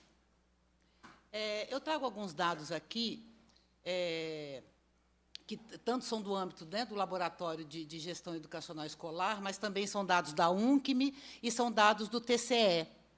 Eu não sou uma up-to-date em questões de TI, e aí eu fiz um rodapé manual e ele sumiu no PDF, mas eu faço aqui publicamente esse agradecimento, viu? Para depois dizer, usou o dado, não falo. Não, viu, gente? Está aqui registrado, né? Quando chegou ali no PDF, ele desapareceu, porque eu fiz errado. Né? Eu queria falar um pouquinho aqui hoje, justamente conversando com esses indicadores. O indicador ele é algo complicado, né? Porque, às vezes, ele se apresenta um pouco descolado da realidade. Eu posso ter uma quantidade grande de conselhos, por exemplo, municipais constituídos. O que garante o funcionamento deles? A infraestrutura, o apoio, o suporte, é o que eu falei. Essa democracia ela é impermanente, ela precisa ser constantemente auxiliada. Então, eu queria conversar um pouquinho com vocês desses dados. Né? Primeiro, nós temos, né, a gente separa um pouquinho, mas que não é separado, uma gestão da educação, que a gente chama, né, que são os órgãos de controle social principais, o Conselho Nacional de Educação, o Conselho Estadual de Educação, o Conselho Municipal de Educação. Né? E, no âmbito também, né, da gestão democrática, nós temos os fóruns, Fórum Nacional de Educação, o Fórum Estadual de Educação, o FEPENG, o qual eu represento aqui, e os fóruns municipais de educação, órgãos constituídos por lei. Eles são criados por lei própria, não nascem de um desejo espontâneo de democracia. Mas, uma vez criado, eles precisam de um processo de indução para que possam agir dentro daquilo para o qual foram criados. Não é? Então, a gestão democrática no plano estadual, como Beatriz já disse, né, ela é uma diretriz, quer dizer, ela não é só uma meta, ela é uma diretriz. Ela tem um espaço ali de importância. Né? E a meta 17, que não vou ler aqui, já foi lida. Né? Então, olha o número de municípios que tem Conselho Municipal de Educação. É um número altíssimo, né? 96% tem, 4% não tem. Nós temos um número muito grande de municípios. Né? Então, a gente vê que, no marco legal, nós estamos caminhando. Né? Municípios que têm fórum, que é um processo que demanda uma indução também do Conselho e também do Fórum Estadual. O nosso quantitativo já cai. Então, esse mito da democracia espontânea ele vai sendo esmaecido. Né? 88% não tem. E o Fórum Estadual ele é um órgão mais centralizado, ele não dá conta de estar presente em cada lugar, embora ele tenha representações de todos. Caminhando mais um pouquinho, para que esses órgãos permaneçam e para que esses fóruns municipais possam se constituir verdadeiramente como órgãos de controle social, o que eles precisam? De apoio administrativo, financeiro, recursos humanos e infraestrutura física. Quando a gente está na escola, e eu fui professora da escola básica 18 anos antes de ir para a UFMG, vez ou outra, ou cotidianamente, a gente tem que pegar um dinheiro do bolso e comprar alguma coisa. Quem é professor aqui que falar que nunca fez isso, vai falar, não, pode ir embora que está mentindo, e aqui ninguém vai falar mentira. Quando eu entrei no FEPENG, no primeiro ano, eu dividi com a colega o pagamento de uma pessoa para fazer uma análise, porque não tinha, a gente precisava entregar, porque não tem, não é? E aí fica difícil da gente fortalecer essa democracia que a gente tanto deseja. Né? Então, quando o questionário que foi enviado, né, para os conselhos, né, perguntando, vocês têm uma dotação orçamentária? Tem um dinheiro ali que cai todo mês na caixa para você falar, vou fazer isso, vou fazer aquilo? 92% não tem. 9% tem, e esse montante ele fica abaixo de R$10 mil. Mas aí, quando você pensa num conselho, que ele tem um espaço, não fica reunindo na casa da colega hoje, amanhã na escola, depois da manhã lá como é que era o nome lá, Clarice? Na Magista, depois ali, né? Agora fica difícil dele cumprir a sua função social, né? Ele tem que pensar primeiro na sua sobrevivência, onde vai ser a próxima reunião, como que o colega do interior vai vir, vai ter uma secretária para fazer a ata, para depois ele pensar efetivamente na sua atuação. E isso consome demais aquelas pessoas que estão à frente da gestão, porque o que elas fazem ali é muito mais fazer uma gestão de dificuldades do que uma gestão democrática da educação. Representatividade também. Essa é uma questão que conversa muito com os indicadores que foram aqui apresentados. A gente tem uma baixa representação de estudante, e quando a gente vai ver no Grêmio, a gente vai entendendo que essa formação para a gestão democrática, que é uma formação política, ela não é uma formação que você... Ela é uma formação política, ele vai desenvolvendo na participação, quando ele é chamado para opinar sobre o tempo integral, por exemplo, né? Nós estamos com uma evasão altíssima, né? Porque eu coloco um tempo que não conversa com a realidade daquele estudante, não é? Há uma predominância nos conselhos de uma representatividade do executivo, da indicação.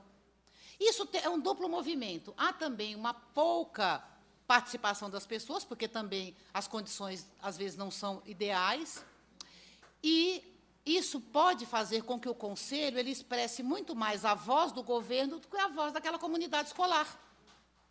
A comunidade escolar ela acaba ficando silenciada por conta dessa representação muito ampliada do executivo. E, às vezes, até nas brigas internas, quando a gente vai fazer... né? Hoje eu sou suplente no FEPENG, mas atuei como titular por 6 anos. Quando a gente vai fazer um parecer, emitir uma nota, não é? Fazer uma visita de campo, receber uma denúncia, acolher, às vezes isso perde na própria plenária, porque a representação do executivo, às vezes, ela é superior a outras representações que são mais sensíveis a essa questão. Agora, essa questão da representatividade, é claro que ela é extremamente complexa e é uma discussão, né, que precisa ser feita também, né? Infraestrutura física. O conselho, né, quando ele tem um lugar específico, que a gente já sabe, olha, ali é a casa do conselho, a gente vai estar ali, a gente se reúne ali. 86% não tem a sede própria, então ele fica rodando, né? Ele fica, às vezes, vivendo de favor. Já aconteceu com a gente ter que ligar para as pessoas, olha, dá para... Ah, não, hoje não, aqui não, está ocupado. Pode... Ah, não, a escola hoje tem uma festa, tem. A gente fica procurando, é como eu disse, você satisfazer essas condições básicas, objetivas e estruturais, ela consome um tempo maior de quem está nesses órgãos do que, efetivamente, o trabalho, né, de gestão democrática que esses órgãos devem fazer. Então, veja que são indicadores, não há dotação orçamentária fixa, não há infraestrutura fixa. Temos 90 e tantos % dos municípios com conselhos, mas o funcionamento é extremamente precário.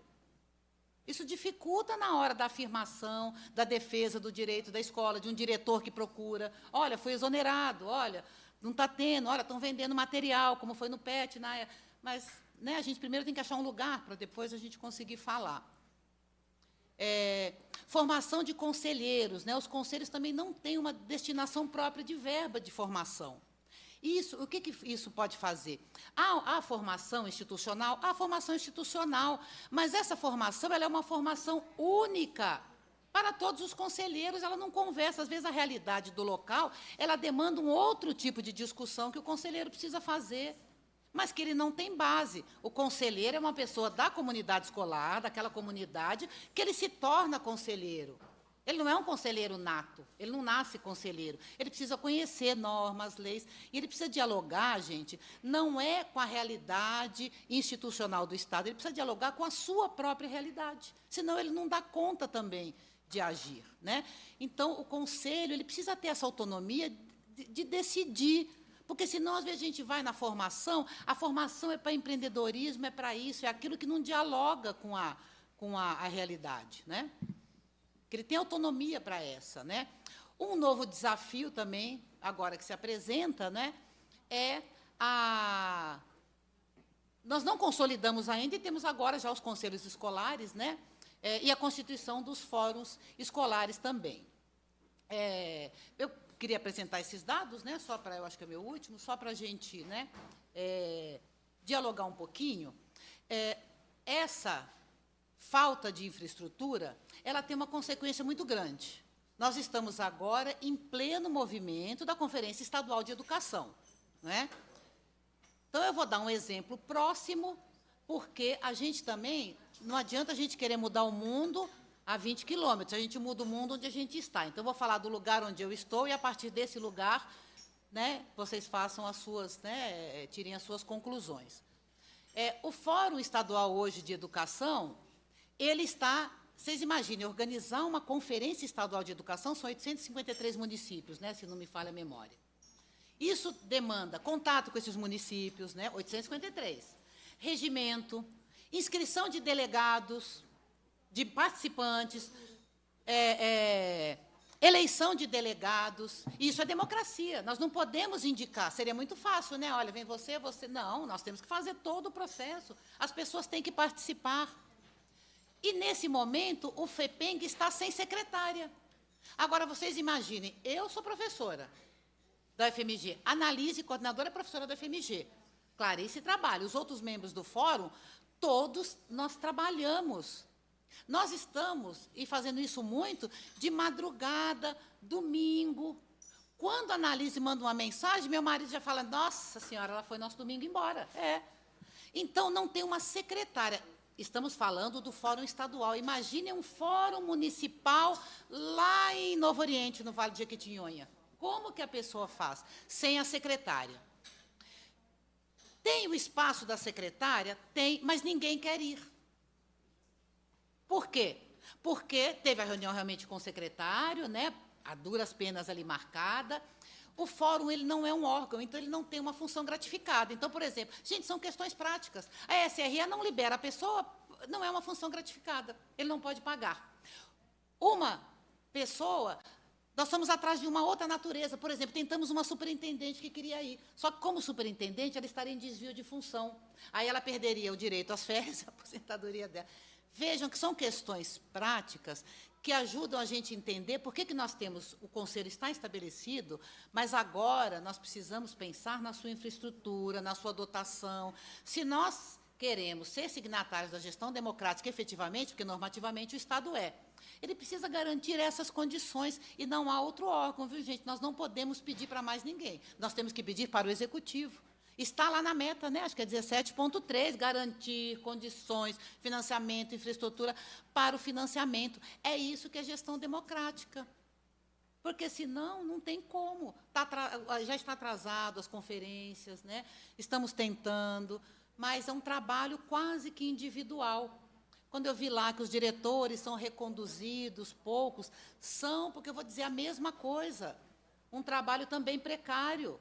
Quem que quer ser diretor escolar tem formação? Tem formação para ser diretor escolar. Mas eu vou dizer, vai contra aquilo que quem estuda os processos de trabalho prega. A formação deve ser em serviço. Os diretores da escola que eu pesquiso, eles fazem formação à noite, sábado e domingo. Ou seja, uma jornada de 60, 80 horas. Isso não pode. Né? Isso não pode. Não estou dizendo de todas as formações, viu, gente? Estou dizendo daquelas formações que são à distância, oferecida por instituições que não têm natureza educativa, né? Muitas pseudofilantrópicas, outras privadas. Não é? Então, não pode. A jornada é aquela jornada de trabalho. Não é? Você também dar condições ao gestor também faz parte da gestão democrática. É o reconhecimento do direito ao trabalhador. Não é? Aí, só, no meu tempo, né, eu só vou aqui um pouquinho entrar na escola também, né? Vou concluindo aqui, né? Às vezes nós temos uma baixa participação, né? Associações de mestres, professores. É preciso lembrar que em Minas Gerais nós temos um número muito alto de professores contratados. E o professor contratado, o contrato dele é a título precário. Ele dá ali 2, 3 aulas e, corre e vai embora para outra escola. Quando ele não está em um processo recente, que a gente chama de uberização. Ele sai de uma escola, pega o celular, igual um Uber, e olha lá aonde que tem uma outra designação. Ele corre para lá. Chega lá, já tem um colega. Aí ele pega o celular de novo. Tem a plataforma igual do Uber, né? Então, é isso daí. Então, isso pode ajudar, né? O baixo nível de participação nos grêmios também é extremamente preocupante. Que geração que nós estamos formando? Como que ele vai afirmar? Como que ele vai respeitar? Como que ele vai ter como cara essa noção da gestão democrática como um princípio constitucional? E aí, só para me concluir, a gente precisa também ficar muito atento, quando esses princípios constitucionais eles começam a não ser cumpridos, outros princípios vão ganhando espaço. Já há algum tempo, a gente vem ouvindo falar de um certo princípio que é o direito à aprendizagem. O aluno tem direito à aprendizagem. Ou seja, se ele não está aprendendo, a gente está jogando para a escola, né? Eu quero dizer para vocês o seguinte, que quando o direito à educação é cumprido, com infraestrutura, com gestão democrática, com professores efetivos de 40 horas, o aluno vai aprender. Ele vai aprender. Então, eu quero afirmar aqui tanto o princípio constitucional do direito à educação, como o princípio constitucional da gestão democrática, como um norte que deve guiar o nosso cotidiano na escola. Não é a nossa prática, nem a nossa lei, é o nosso cotidiano na escola pública. Obrigada, gente. Eu que agradeço, mais uma vez, agradeço também todo o Fórum Estadual Permanente da Educação. Nós vamos passar agora para o Conselho Estadual de Educação. Vice-presidente do Conselho, Lucas Evâncio Dutra, está conosco. A palavra é sua, Lucas.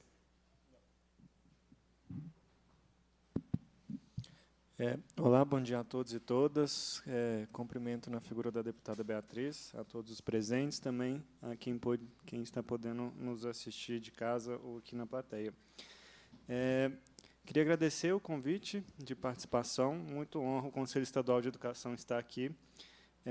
Muito tem-se ideia também do Conselho como um espaço burocrático, encastelado, e a gente tem cada vez mais tentado romper essa lógica de participar desses espaços, ocupar, dialogar e fazer uma escuta ativa para que a gente possa, de fato, trabalhar em prol de uma educação de qualidade, participativa e também democrática. E, deputada, eu vou fazer uma dupla fala aqui, que, ao mesmo tempo que estou como vice-presidente do Conselho Estadual de Educação, também estou como presidente do Conselho Fundeb de Minas, e ambos são objetos também aqui dessa discussão, então a minha fala se estende um pouquinho para além do Conselho Estadual. Pedi essa licença. Não. Tentação. Então, concordando com vários dos colegas que já falaram, esse tema é de suma importância. É muito diferente de apenas existir um órgão colegiado, seja ele um órgão colegiado dentro da escola, seja dentro do município ou dentro do Estado, da real capacidade de atuação desse órgão. Então, mesmo no âmbito estadual, quando a gente fala seja do Conselho Estadual, seja do Conselho Fundeb, são conselhos que têm uma dependência significativa na capacidade de atuação. Então, apesar de ser um órgão autônomo, ainda temos dependência orçamentária, então, anualmente, temos que negociar orçamento com a Secretaria de Educação. Temos tido uma boa escuta, isso eu corroboro aqui em relação à Secretaria, mas muitos dos pleitos, anualmente, acabamos tendo que repeti-los. Fica meio que um pedido, né, um favor, digamos assim, muitas vezes, e é importante que não seja, que seja um direito assim da capacidade de trabalho de todos. O Conselho Estadual ele atua em todas as escolas da rede privada, da rede estadual, de todas as escolas do Sistema Estadual de Educação, e exige muito fazer esse acompanhamento com qualidade. Agora, com a Lei de Liberdade Econômica, temos que fazer esse mesmo trabalho em menos tempo, não temos mais servidores para isso, então tem esse desafio realmente executivo de dar conta com o mesmo volume de recursos e tentando também sair um pouco da lógica só burocrática, né, da gente ir para a ponta, ir visitar escolas, acompanhar o que está sendo feito de fato, acompanhar as adequações curriculares que estão sendo propostas. Então, um trabalho e também em diálogo, né, com os municípios, que também é bastante desafiador num estado tão diverso quanto o nosso. Eu anotei alguns pontos aqui para comentar. No ponto de vista da formação de conselheiros, é essencial. Agora eu não lembro o nome da Ana, né, do FEPENG? Acho que é a professora Ana, né? Isso. Que falou da questão da formação, isso é essencial. A gente vê muito, seja no Conselho Estadual ou mesmo no Fundeb, é muito desafiador entender o que é a lógica e o que tem que ser feito ali. Em especial no Conselho Fundeb, o Diego está aqui há várias gestões já acompanhando lá, é um nível técnico de exigência enorme, e as pessoas não têm essa formação prévia quando chegam. Se não tiver uma formação adequada, é inviável o trabalho que é feito. Isso eu falo do âmbito do Conselho Estadual, imaginemos nos 853 conselhos municipais, quando a gente teve a oportunidade, ano passado, de estar com eles, todos, assim, unanimidade, pediram ajuda para entender o que tem que ser feito. Como que eles analisam as contas, qual que é o papel deles, porque acaba sendo um órgão de carimbo, né? Precisa passar pelo conselho do CACS-Fundeb, o CACS-Fundeb não tem a capacidade ali de analisar, o município precisa avançar e eles acabam carimbando algo que eles não têm conhecimento ou capacidade analítica de avançar. Então, essa questão da formação é essencial. A gente tem tido um bom diálogo com a Escola de Contas, do Tribunal de Contas. Existe um curso muito bem organizado, que a gente está, inclusive, querendo qualificá-lo um pouco mais com as novas questões do Fundeb. É um desafio enorme no nível de integração desses conselhos, então, entender quais municípios têm conselho. Esse dado, o último dado oficial disponível é da Munic, que é de 21, então a gente tem feito vários trabalhos com o UNCM, com o DIME, para entender qual município tem. Muitos municípios têm conselho e não sabem que tem.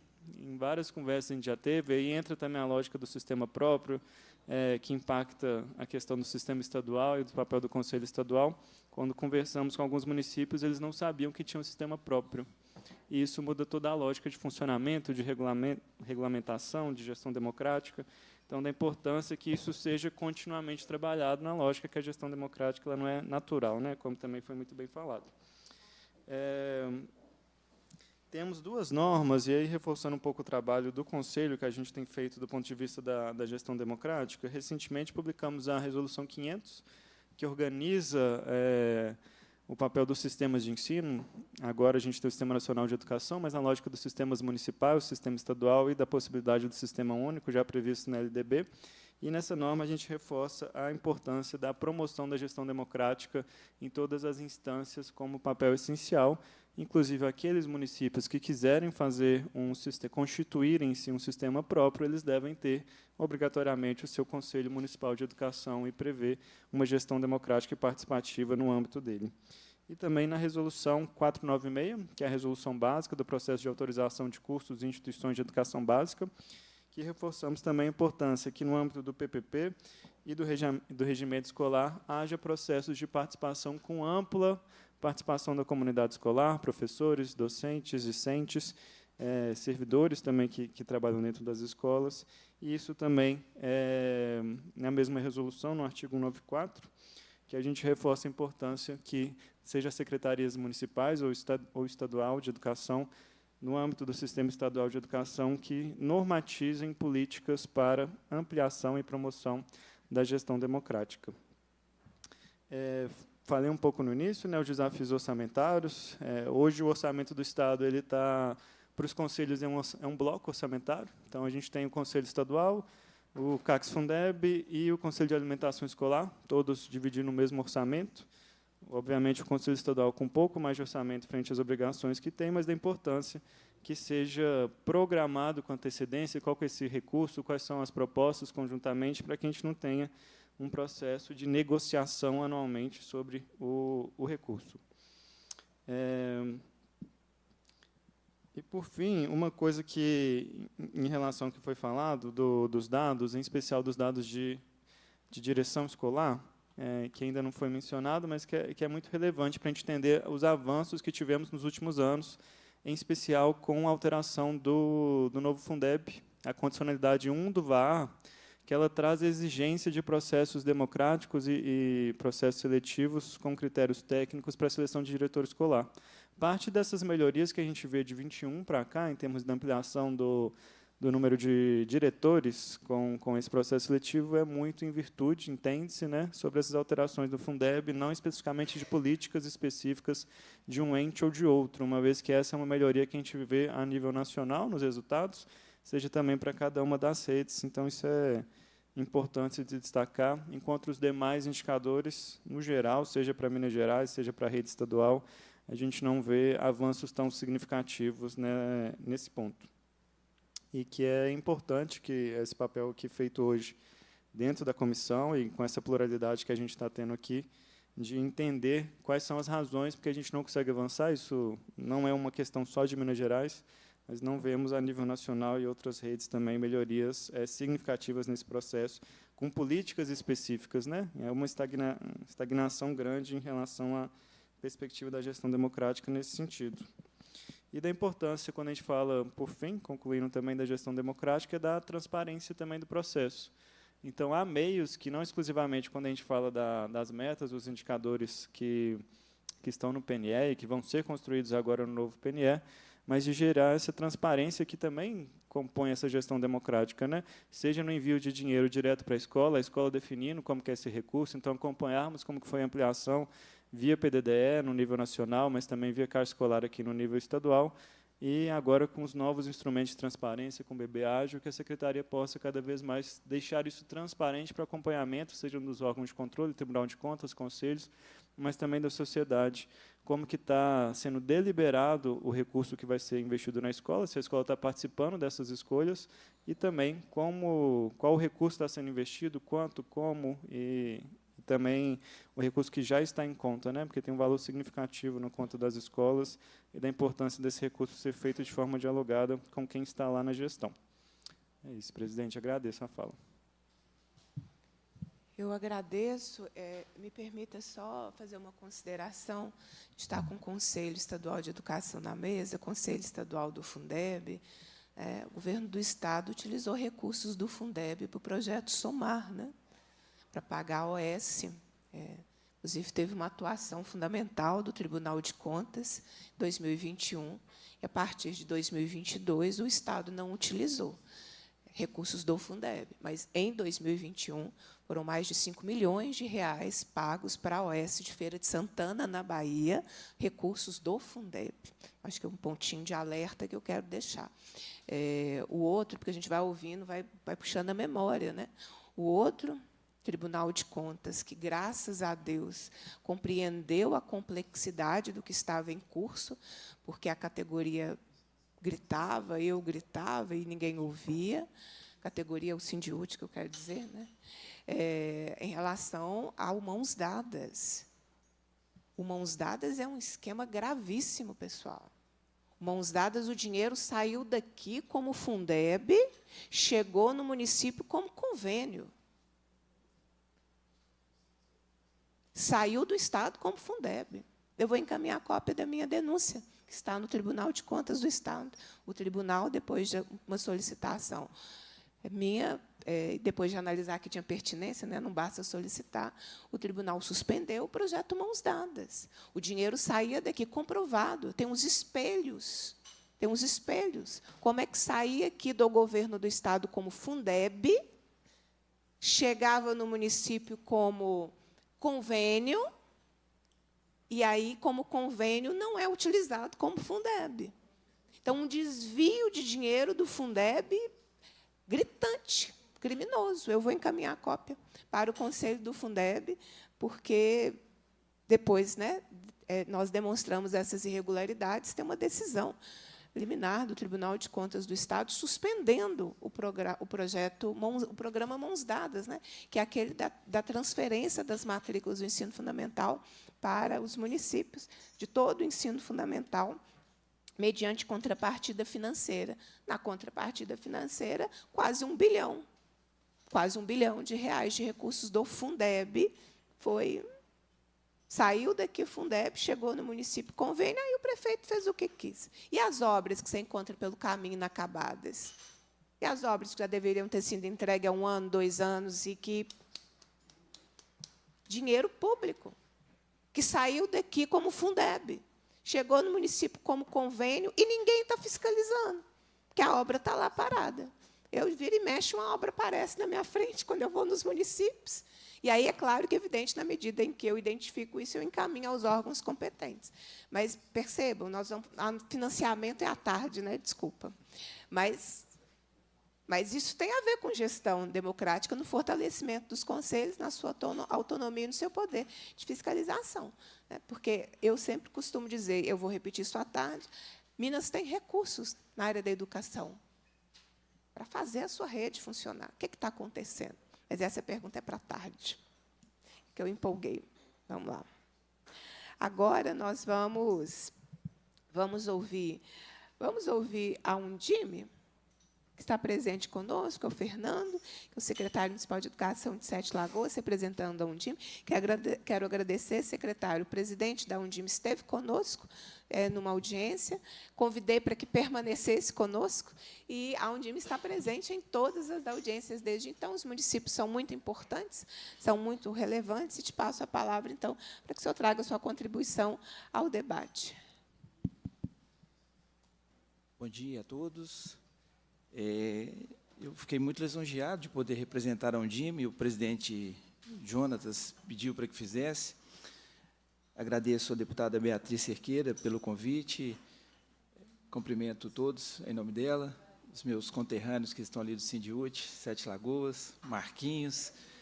E é com muita satisfação, a professora Sueli Duque também se empenha muito para que a gente participe de todos esses eventos. Foram muitas informações aqui, e eu gosto muito dos dados do Diego. Nós tivemos a oportunidade de... Eu fiquei um tempo no Consodeb, juntamente com o Lucas. Foram abordados vários temas, né? Quando falou lá do FEPENG, nós experimentamos também, em Sete Lagoas, recentemente, nós tivemos a oportunidade de sediar a territorial, e vimos a dificuldade que é para poder, de forma voluntária, manter, mobilizar. Nós ainda pegamos numa situação ímpar, porque foi marcado num feriado prolongado. Então, assim, as pessoas se desdobraram. Nós tivemos lá aproximadamente 114 delegados participaram de forma ativa durante 3 dias. As famílias participaram, tínhamos alunos. Então, assim, no fundo, todos desejam realmente essa participação democrática. Mas a gente vê também as dificuldades. Então, tudo que foi falado aqui é fato. E um ponto interessante, um dado que foi levantado aqui em relação ao Grêmio Estudantil, em 1984, isso já tem bastante tempo, eu iniciei como candidato a presidente do Grêmio, fui presidente, depois fui presidente da União Colegial e iniciei o movimento estudantil. E, realmente, assim, a gente desejava muitas melhorias na escola, a gente não tinha voz nem vez. Então, hoje, eu percebo assim, que existe um avanço, apesar da pouca participação dos alunos, e eu considero como fundamental, porque eles são motivo aqui até dessa nossa Assembleia, quer dizer, buscando algo para melhorar a condição desses alunos.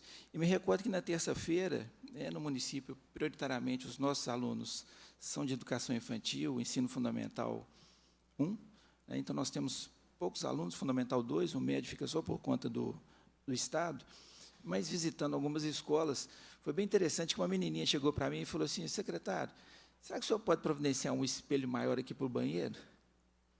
Para a gente poder passar batom? Ela devia ter o quê? Seus 9, 10 anos de idade. Aí o outro, em outra escola, me puxou para mostrar a quadra, que precisava de fazer pintura, a porta. Então, quer dizer, eles estão bem atentos àquilo que está acontecendo, e mais atentos ainda ao processo educacional que ocorre ali dentro. Então, eu acho fundamental a gente incentivar, realmente, na gestão democrática, a participação desses alunos. Agora, a formação ali dos conselhos, das representatividades na escola, a gente enfrenta mesmo muita dificuldade, porque é algo voluntário, às vezes esbarra com desinformação, esbarra com a burocracia, com o tempo de trabalho. Né? O que o Lucas falou, assim, é verdade. Quando eu cheguei na primeira reunião do Consundeb, e assim, nós fomos submetidos à aprovação das contas. Eu mesmo falei assim: como é que eu vou aprovar uma conta que eu nem vi? Então, assim, a gente vê realmente que precisa de formação, precisa de investir nisso, porque isso vai repercutir de forma positiva ali no processo. Então, assim, a gente conta com a parceria do Estado, lá na minha região não tem nada que reclamar, pelo contrário, somos parceiros mesmo, mas a gente percebe que são realidades distintas. Então, às vezes, o que eu vivencio em Sete Lagoas, uma cidade de 236 mil habitantes, aí nós temos lá Fortuna, que são 4 mil habitantes. Por exemplo, eu tenho mais servidores do que Fortuna tem de habitantes. É outra realidade. Então, às vezes, a gente corre muito atrás de prazo, adequação à lei. Às vezes, determinadas coisas a gente entende que deveria fazer, mas a lei não nos permite fazer. Então, assim, é essa luta constante. Mas eu acho, assim, fundamental esse espaço de discussão, esse espaço de troca de informações, de reivindicações, de anseios, de soluções. Então, eu queria parabenizar a deputada, né, pela iniciativa, todos os presentes. E a Undime sempre está se esforçando aí nas capacitações dos dirigentes, dos gestores. De nossa parte, também, nós estamos procurando.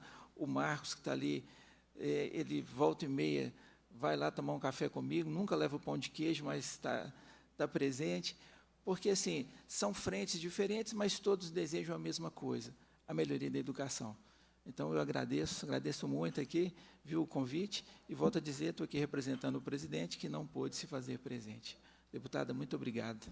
Bem, nós que agradecemos a presença da Undime, convidada para todas as audiências desse processo de monitoramento do Plano Estadual de Educação, é muito importante. Vou passar a palavra agora a Denise Romano, coordenadora-geral do Sindiúti.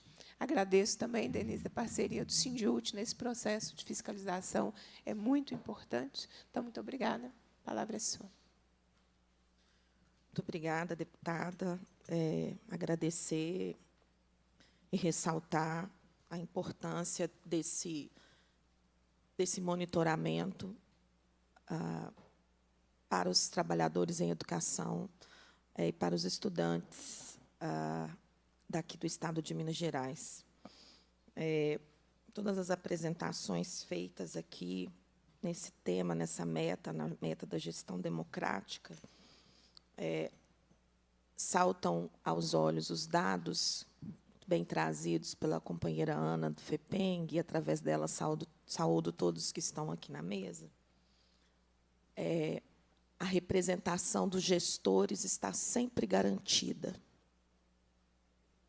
E a representação dos trabalhadores é sempre dificultada. Não é gestão democrática um espaço onde só tem voz de gestor. Não é gestão democrática um grande evento, um grande processo de formação com coaches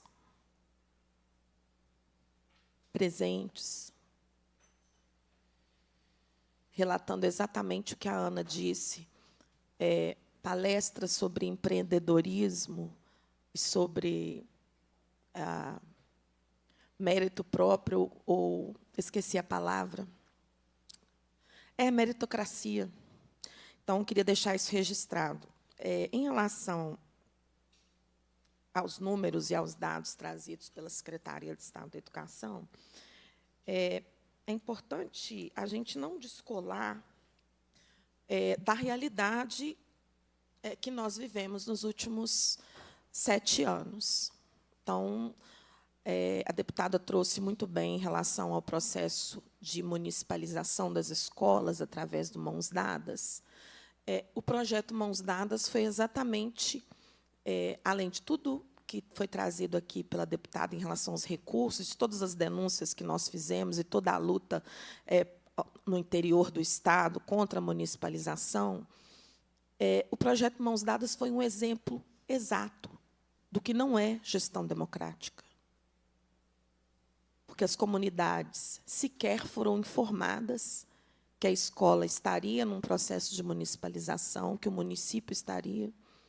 Muitas vezes, os trabalhadores e a comunidade foram surpreendidos por uma notícia de que havia um projeto de lei na Câmara Municipal para municipalizar as matrículas.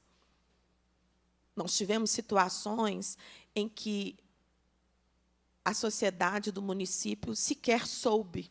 Inclusive, foi alvo de uma denúncia aqui da Comissão de Educação, um município que cometeu muitas irregularidades, a Câmara Municipal que cometeu muitas irregularidades. Então, foi o exato, e aí o Mãos Dadas ele tem origem. O Mãos Dadas é um projeto do governo do Estado de Minas Gerais. Mãos Dadas foi um projeto de municipalização de matrículas do ensino fundamental. O regime de colaboração previsto na gestão democrática, nas diretrizes da LDB e em toda a legislação que rege a educação no país, em Minas Gerais, foi transformado em regime de descolaboração.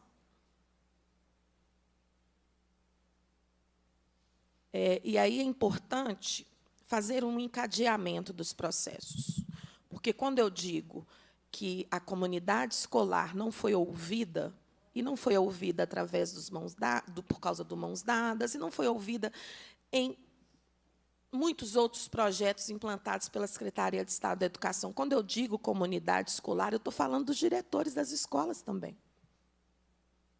Porque não adianta trazer o número de que nós avançamos no processo eleitoral para a direção de escola e olhar o número seco. O diretor da escola não tem mais autonomia sequer para matricular os alunos na escola. O diretor da escola não tem mais autonomia para elaborar o horário. Tem uma diretriz aqui dizendo sobre materiais ou construção de currículo. Eu marquei aqui, observando a especificidade da região. Isso é mentira. O que nós temos hoje é um currículo único, com material único para o Estado todo. E aí, trazer aqui como se fosse uma ação de gestão democrática, muito, me desculpem a franqueza, mas não tem que pedir desculpa, não, porque é o papel nosso aqui. Não conversa, uma coisa não conversa com a outra. Então, tudo que nós vimos aqui ao longo desses 10, ou já a nona, dessas 9 audiências de monitoramento, são coisas que não conversam uma com a outra. Porque o objetivo foi verticalizar a gestão das escolas estaduais. E a gestão é gerencial, não é gestão pedagógica. As especialistas estão reclamando, porque a última coisa que elas fazem na escola é cuidar da gestão pedagógica da escola. Então, isso tudo faz parte de um processo que resulta nos baixos indicadores, nos gráficos. Professor, a gente viu aqui ao longo desses dias, dessas 9 audiências, gráficos para medir universalização, acesso, aumento de acesso de ensino fundamental, aumento da oferta, universalização. Os gráficos de Minas Gerais são todos lineares. Então, não dá para vir aqui apresentar um gráfico linear e dizer que as coisas melhoraram. E aí, eu queria só me deter mais 2 minutinhos, que eu vou ser bem disciplinada com o tempo.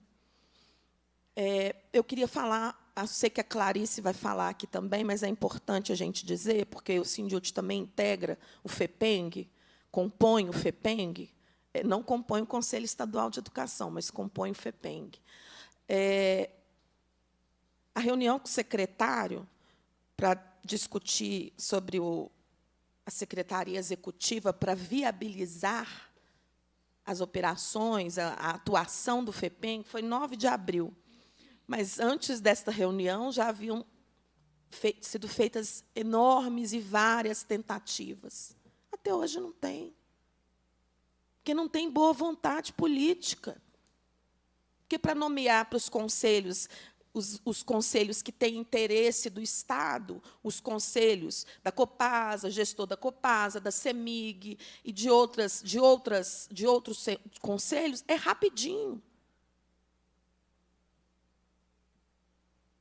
O FEPENG ainda faz reuniões remotas, desde a pandemia. E não foi falta do FEPENG reivindicar que as reuniões sejam presenciais. As reuniões são remotas. Como que um órgão de controle e fiscalização atua? E nós estamos elaborando, viu, secretário? Secretário, as conferências territoriais é na unha. Falar português claro aqui, é no peito e na raça. São 47 superintendências regionais de ensino, 3 estão participando. E não é porque a secretaria orientou, não, é porque o fórum do município procurou e cobrou. Então, o que nós estamos vivendo é um grande processo de boicote ao FEPENG e ao processo de monitoramento que cabe aqui à Assembleia Legislativa, a Comissão de Educação, que está fazendo brilhantemente, mas que também cabe ao Fórum Estadual de Educação, Fórum Popular de Educação, que está sendo negada. Então, fica o nosso registro e dizer que democracia é um exercício e não cabe só no papel, só na apresentação de dados. Discutir o horário do recreio na escola com os estudantes é gestão democrática. Construir um horário para que atenda às especificidades da categoria e dos estudantes é gestão democrática. Organizar um sábado letivo ou não na escola é gestão... o Simples está uma campanha bacana contra o sábado letivo. É gestão democrática.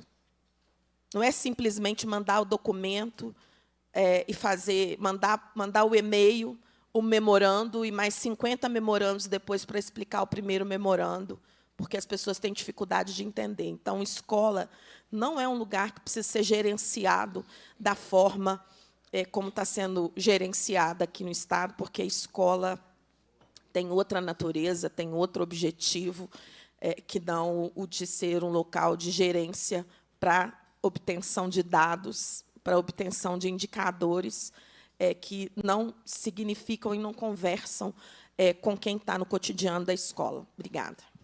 Denise, obrigada. Agora, na sequência, a gente está na reta final dessa audiência.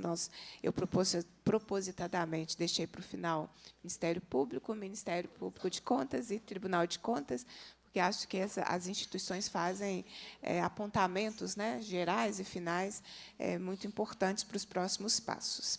Mas, antes, então, nós vamos ouvir a Clarice, que também é do Fórum Permanente de Educação, está aqui presente conosco. Clarice, obrigada. Clarice Barreto. Depois da Clarice, nós vamos ouvir o Kelson, e depois do Kelson, o Leonardo. E aí a gente vem para os nossos órgãos de controle e de fiscalização também. Clarice, a palavra é sua.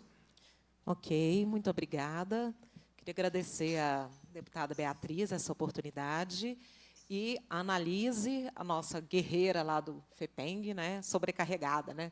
Guerreira é uma palavra ruim. Ela, na verdade, é sobrecarregada pela falta de estrutura que o FEPENG tem, né? Sem secretária, sem estrutura física, sem meios. Né? A gente que está lá no dia a dia, pelas entidades que estão tentando fazer a unha, como diz a Denise, o FEPENG e a Conferência Estadual acontecer. Né?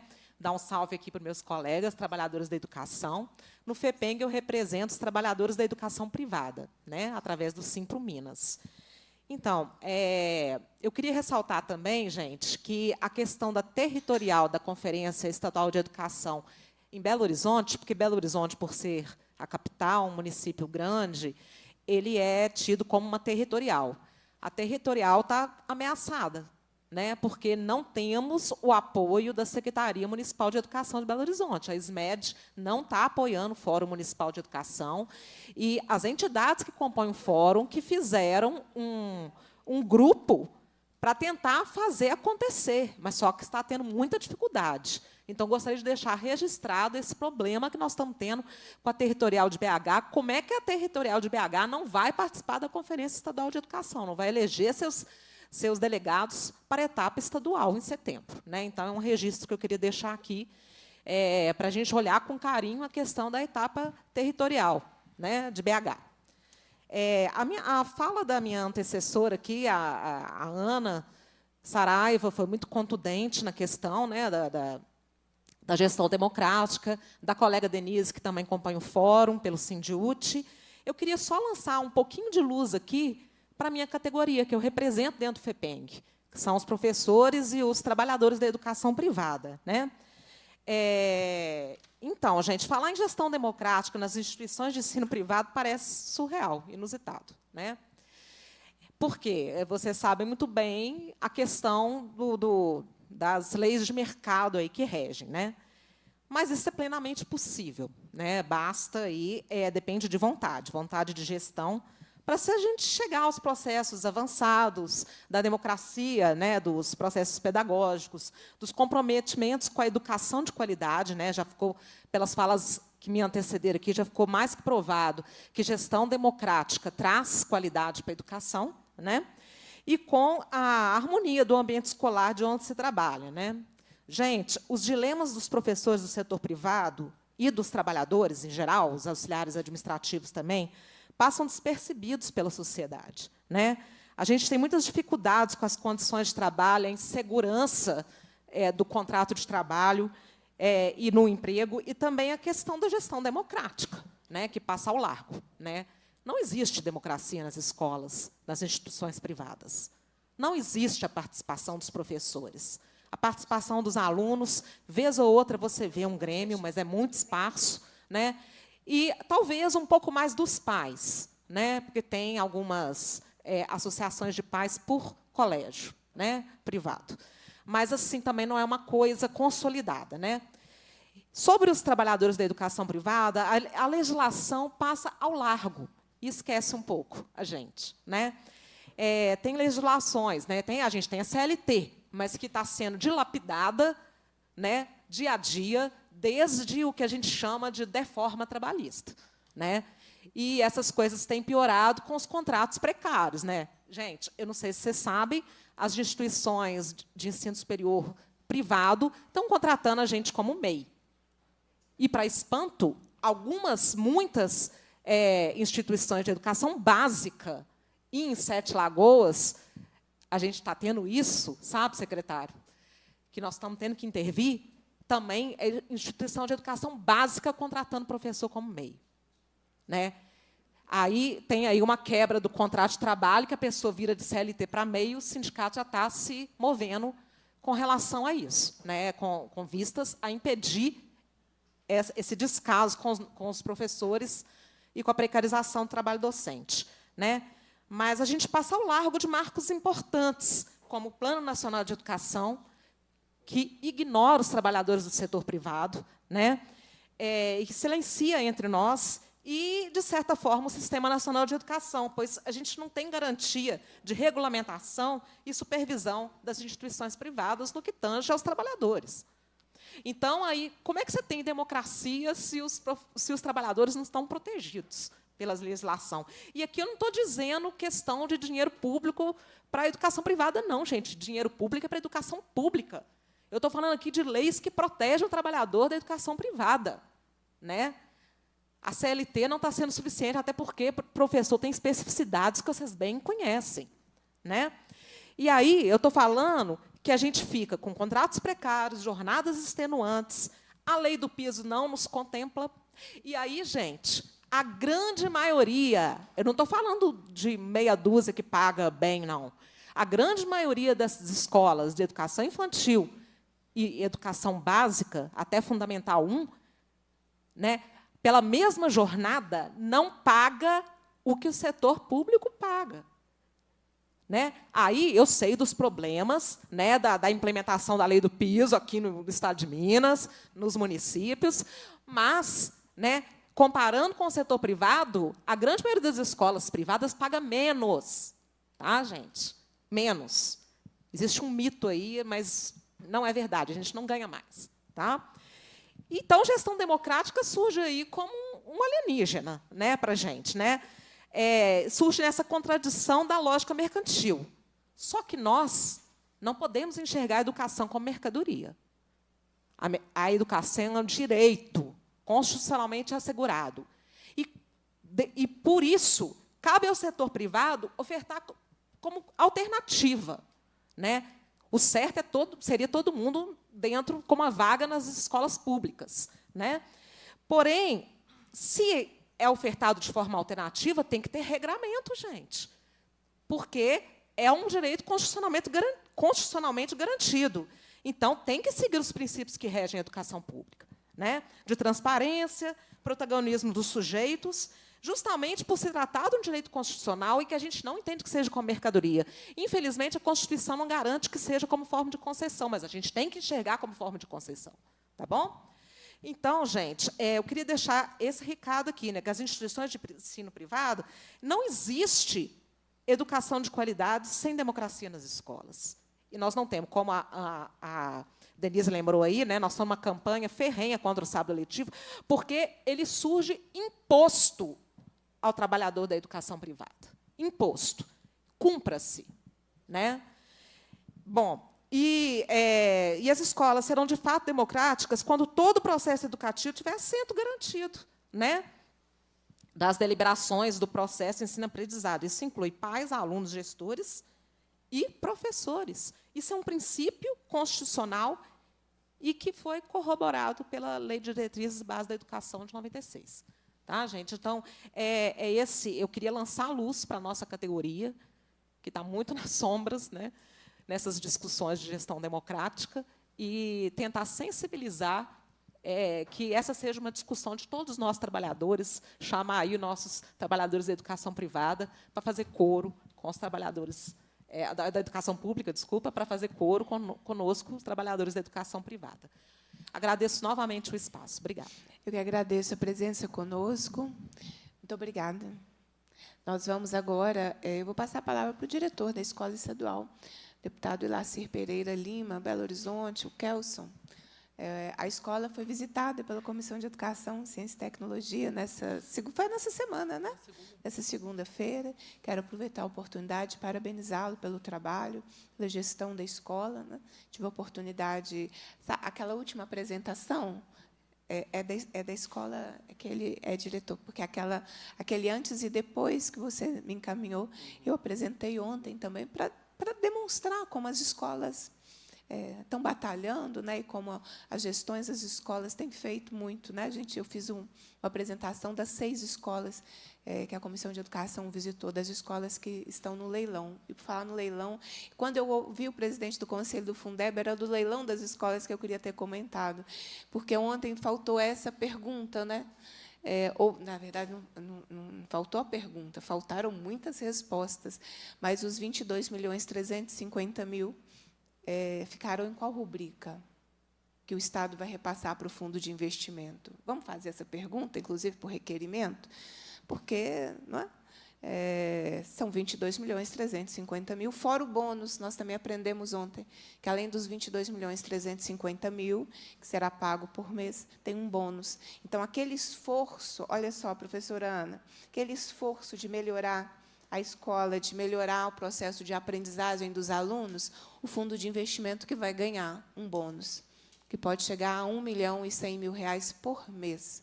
Esse é o resultado do leilão das 95 escolas. Então, os indicadores sobre IDEB, os indicadores... Aliás, não é sobre IDEB,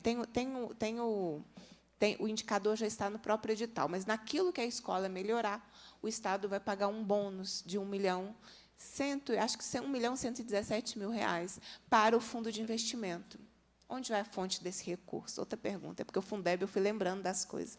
Mas eu quero passar a palavra para o Kelson, diretor da escola, agradecer pela presença aqui. A palavra é sua. E depois a gente vai ouvir o Leonardo. Bom dia a todo mundo. Né? Obrigado, Bia, pela oportunidade. A Bia esteve lá na escola essa semana. Né? É importante esse acompanhamento do poder público, porque estou falando aqui como diretor, mas eu sou professor da rede estadual já há 18 anos. E há uma sensação geral, e aí eu estou falando por outros também, mas de uma certa distância do poder público em relação à escola. Como a Bia falou, a gestão escolar ela existe. Os gestores estão aí. Eles há bastante tempo. Eu sou um pouco novo, estou há 5 anos na direção da escola, mas o que eu mais sinto e percebo é que há um sentimento de abandono por parte dos diretores, seja esse abandono do poder público. Tá? A gente está falando aqui de Conselho Estadual de Educação, a gente está falando dos demais órgãos, e há uma sensação mesmo de abandono, porque diariamente a gente está lá, a gente enfrenta várias situações. Ontem a gente passou, eu até queria ter estado aqui, mas não pude, porque a gente passou uma situação muito complicada de falta de abastecimento de água, que é uma situação que ela não tem uma resolução rápida e fácil para ser repassada para a comunidade escolar. E a gente que está ali, a gente tem que falar se tem aula, se não tem aula, como tem aula, porque não pode não ter aula, pode acabar a água, mas não pode não ter aula, e aí a gente enfrenta isso. Então, há uma sensação geral, e eu acho que é importante a gente discutir e pensar sobre isso, porque a gente está falando de gestão democrática e sem conversas e sem coletivo não existe escola. Tá? Eu queria só fazer uma contribuição, cumprimentar o professor.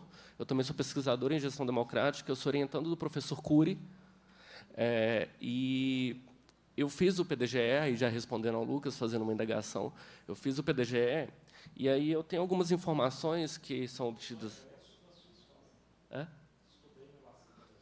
Olha só, gente. Quando?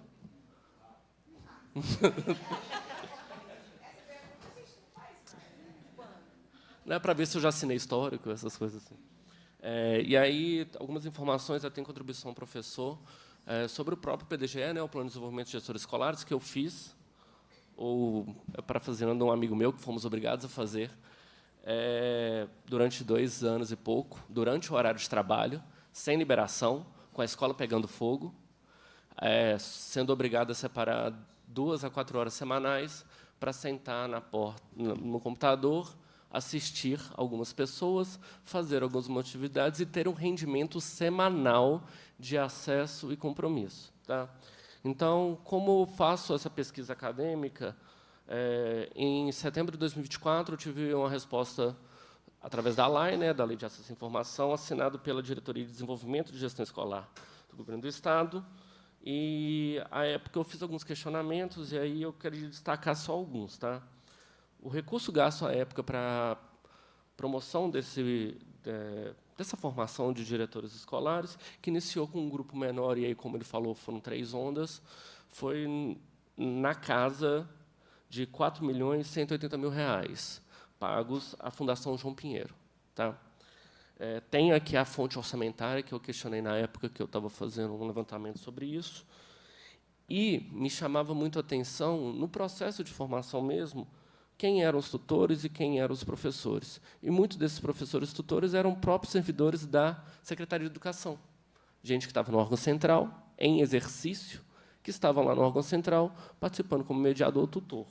Então, a secretaria, na época, através da LEM, falou que foram 23 professores conteudistas e 82 professores facilitadores, e todos esses professores que estavam em exercício, que eram ou algum diretor, ou algum secretário, alguma coisa, receberam também gratificação da FJP, está escrito aqui. Então, me estranhava, na época, a gente tinha que fazer a formação, e, ao mesmo tempo, tinha alguém ganhando com isso também, e alguém usando o tempo de trabalho dele, e a gente usando o nosso tempo de trabalho também para essa formação. À época, eu perguntei se foram exonerados diretores que não fizeram a formação ou que não conseguiram concluir a formação.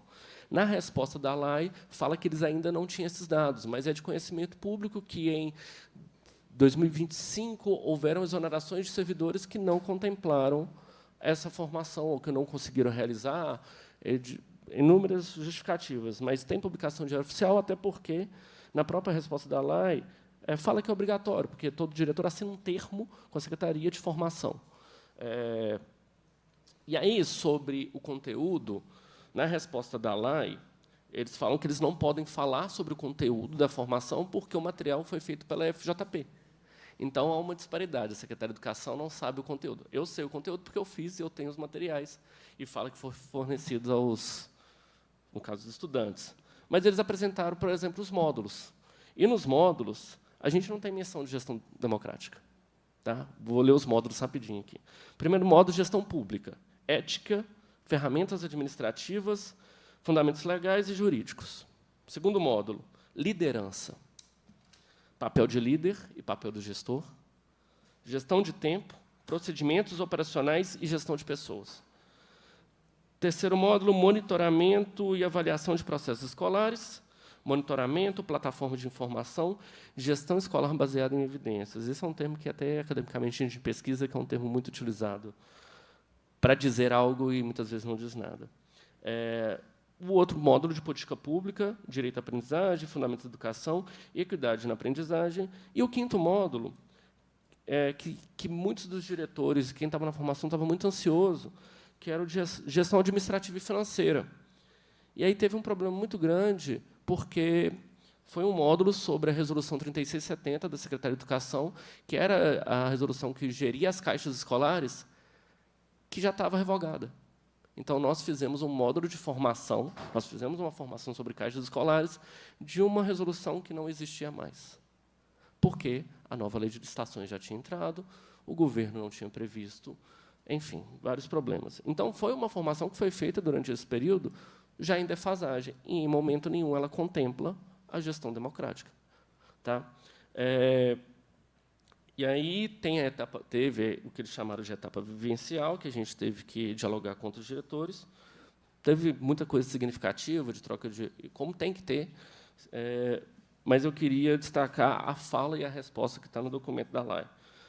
Apoiar o aprimoramento do papel do diretor como liderança escolar, a fim de oferecer alternativas para refletir e agir sobre os desafios da gestão por meio de atividades práticas e relacionadas à vivência cotidiana dos diretores, com foco na solução dos problemas. A secretaria cria um sujeito isolado do contexto que tem que liderar. Não é o sujeito democrático, não é aquele que vai gerir democraticamente ou compartilhar democraticamente das responsabilidades daquilo que é a vida, que é a escola, né? E aí teve um outro momento, que era um inventário de autoconhecimento, contribuindo para que suas ações sejam mais assertivas. Então, parece que o que foi identificado pela Secretaria de Educação à época para essa formação era que o diretor não é assertivo, ele tem que liderar, ele tem que ter esse papel, né? Então, como a gente está pensando lá todos os itens da Meta 17, a gente fica um pouco assim, estão sendo formados diretores para quê? Esse investimento no papel do diretor é para quê? Em que razão a escola passa a ser pensada? Tá? Então, eu acho que são coisas substanciais que a gente tem que pensar, porque eu falei desse abandono. E esse abandono é porque a gente está num jogo político, jogo ideológico, jogo de ação, jogo de execução, jogo da vida prática da escola, e há uma cobrança muito direta nisso, né? E aí, só para finalizar, tem a questão dos materiais e tudo mais, que a secretaria fala que não tem acesso porque é FJP. E aí, Bia, eu queria só te falar também que eles finalizaram o documento, quando eu solicitei algumas outras informações, falando que informação que os dados estão em análise pela secretaria e a Fundação João Pinheiro. Então, que dados são esses? O que eles tiraram de conclusão também dessa formação? Porque todos os diretores foram obrigados a fazer. Tá? Tem até uma cobrança dos diretores sobre... a gente fez isso, falou que ia valer como um curso, como uma gratificação. Não valeu como uma gratificação. Uma certificação, não valeu como uma certificação. Tem até um grupo de diretores que queria ter usado isso como até uma certificação para... não para o próximo processo eleitoral, o que for. Aí, só para ampliar um pouco o debate... tá, rapidinho. Eu queria só apresentar 2 documentos que são da Secretaria de Educação, que são os documentos de 2022 da eleição do colegiado e da próprio processo eleitoral da escolha de diretores pelas escolas, que são as resoluções a 4782, que é de eleição, e a resolução 4764, colegiado. E eu queria só destacar o cronograma. Vou pegar o cronograma da eleição de diretor. O documento ele foi assinado eletronicamente no dia 4/11, e o cronograma do processo eleitoral iniciou-se no dia 7/11. Então, 4/11, 7/11. O processo eleitoral foi caminhando, então as datas são 7/11, depois, inscrição de chapa, 9 e 10/11, análise e deferimento, 9 e 11/11, interposição de recurso, 16/11, análise e resposta, 17/11, interposição de recurso na SRE, 18/11, análise e resposta, 21/11, realização de reuniões, 23 a 25/11, convocação de comunidade escolar, 29/11, votação 1/12. Então, você tem um processo eleitoral feito como se cada ação desse processo eleitoral foi feito no dia. Então, o documento ele é assinado num dia, que, se não me engano, é uma sexta-feira, às 5 horas da tarde, sendo que, na segunda-feira, tem que abrir para fazer a conversa para a comunidade. Então, como que dá esse processo de gestão democrática, até de transparência dos processos? Se eu pegar, você pega isso é documento público, tá, gente? Você pega a resolução de colegiado, é a mesma coisa. Você tem menos que um intervalo de 1 mês entre a assinatura do documento e a decisão da participação da comunidade escolar. Então, de que maneira essas coisas são colocadas, apresentadas, e são dadas. A gente tem que fazer encontro gestor, a gente tem que orientar. Colegiado, a gente organiza. Só que o processo eleitoral precisa do quê? De uma comissão. E essa comissão era definida em um dia, em uma tarde, para uma escola, para várias escolas que têm realidades totalmente diferentes. Então, é importante a gente pensar, e aí, falando já do Plano Estadual de Educação, elementos e metas que garantam, de fato, esse entendimento que determinadas situações de escolha e de decisão e de entendimento da escola, eles precisam de tempo. Eles não são feitos à força simplesmente de uma resolução dada para começar no dia seguinte. Então, eles precisam de tempo, de uma construção coletiva. É só isso. Obrigado, viu, Bia?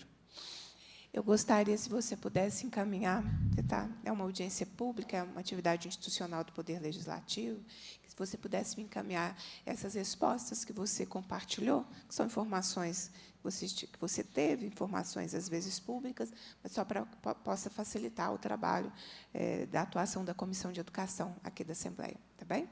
Agora, na sequência, já na reta final, vou passar a palavra para o Leonardo. Leonardo está conosco também desde ontem, né? Participando, Leonardo Evangelista, presidente da União Colegial de Minas Gerais. Leonardo, bem-vindo, obrigada. A palavra é sua. Bom dia, gente, tudo bem? Vocês vão me perdoar que a minha voz está terrível desde ontem. Quem iria vir representar aqui era um diretor da UCMG, só dizendo que ele teve um problema pessoal, por isso que não conseguiu também, nem virtualmente. Queria saudar a mesa em nome da deputada Beatriz Cerqueira, que sempre abre esse espaço para a gente, um espaço muito importante, e, como a gente fala de gestão democrática, um dos únicos espaços onde a gente consegue ter voz dentro do Estado, dentro da Comissão de Educação, Ciência e Tecnologia. Eu queria dizer, assim, que, inicialmente, que o governo, eu falei isso ontem, vou falar isso de novo, vou começar a subir o tom nas audiências, educadamente. Não é uma coisa direta aos profissionais que vieram representar, mas, sim, o governo em geral, né, quem que coordena esse projeto político que vem ocorrendo aqui dentro da nossa educação no Estado. Não existe nenhum tipo de escuta à comunidade escolar. Nenhum tipo. O que vocês apresentam aqui é vergonhoso e é mentiroso. Vocês não cumprem isso. E não, em todos os processos, nenhum que o Estado fez teve consulta da comunidade. Nenhum. Nenhum. E isso, gente, perpassa por diversos projetos de sucateamento da educação, que vem lá do projeto Somar, Mãos Dadas, aí o cívico-militar teve uma votação, né? Uma votação com repressão, e aí tinha que botar o nome completo, só faltou botar o CPF lá. Será para quê que queria isso numa votação de escola cívico-militar? Né? Aí, agora, no processo do leilão das escolas, fizeram 2 audiências que, como nós também dissemos ontem, vamos dizer novamente, os próprios servidores, os estudantes da escola, não poderiam participar da audiência, porque perdiam o dia, né, o ponto do dia, então perdia dinheiro do salário, e foi divulgada, né, aquela divulgação bem rasa também, coloca lá no site boa. Então, qual é a escuta real que o governo traz? Nenhuma, nenhuma, nenhuma. E o governo trazer aqui, para a Assembleia Legislativa, no monitoramento do plano que traz, e, aliás, trazer um slide muito raso, sobre 10 anos de um plano estadual de educação, é feio, é muito feio, e mostra uma posição do governo em relação à educação. E isso nós não vamos cansar de ficar falando, nós vamos falar todos os dias sobre isso.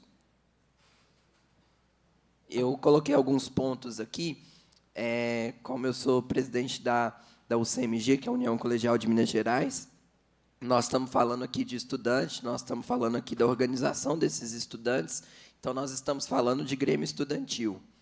Sabe por que existe um gráfico daquela forma ali, como foi apresentado? É porque não existe nada, o governo não incentiva a criação de grêmios estudantis, pelo contrário, ele sabota a criação de grêmios estudantis em todas as escolas. E isso perpassa, gente, e isso aqui é bom que todos os órgãos estão aqui, e isso perpassa por ameaças indiretas à gestão escolar, de organização dos estudantes.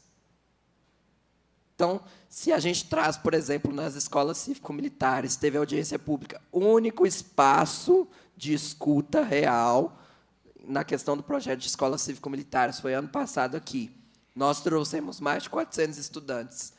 Todas as escolas que estavam presentes aqui, as direções da escola receberam uma ligação da superintendência perguntando por que os estudantes estavam aqui em audiência pública.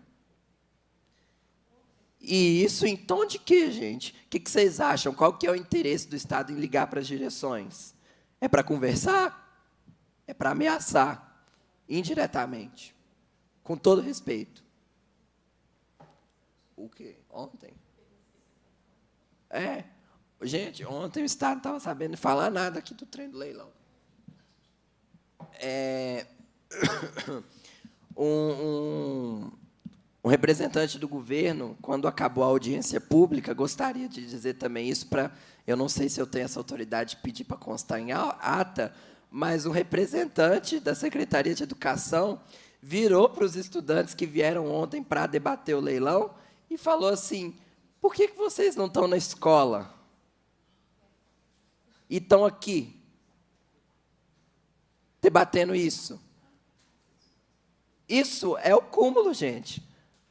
Um representante da Secretaria de Educação fala um trem desse. Na Assembleia Legislativa, com os estudantes que vieram debater um projeto que eles não quiseram debater. É absurdo. É muito absurdo. Deixa eu ir rápido aqui, né? Eu tenho que concluir. Outro ponto também, gente, é que nos dados desse ano, nos próximos dados, sabe o que vai ser constado? Evasão escolar. Já existe, né? E a gente precisa combater. Mas vai aumentar, porque o governo soltou um memorando, no final do ano passado, proibindo que os estudantes que trabalham, né, que são jovens aprendizes, ou fazem curso, de saírem mais cedo da escola. Antigamente, né, ano passado, nos últimos anos, os estudantes que trabalhavam, eles poderiam sair às 11h30, né? Agora, esse ano, esses estudantes não podem mais sair às 11h30. Mas nós não estamos falando, gente, de estudantes saindo mais cedo para fazer bagunça, essas coisas. Nós estamos falando, gente, de estudante que, se não trabalhar, morre de fome. De que, se não trabalhar, não tem água e nem luz em casa. E esses estudantes precisaram sair da escola, e eu estou dizendo denúncias que a gente recebe, tá, de estudantes. Esses estudantes precisaram sair da escola para sobreviver. E não teve nenhum tipo de preocupação da Secretaria de Educação em relação a isso, em relação a esses estudantes, nenhuma forma. Aí vem aqui e apresenta o Trilhas de Futuro como se fosse uma solução incrível, mas que é ineficiente. Não funciona, não pega todos os estudantes. Então, nós vamos ter um aumento aí da evasão escolar esse ano, porque os estudantes não conseguem sair mais cedo da escola para trabalhar, para sobreviver.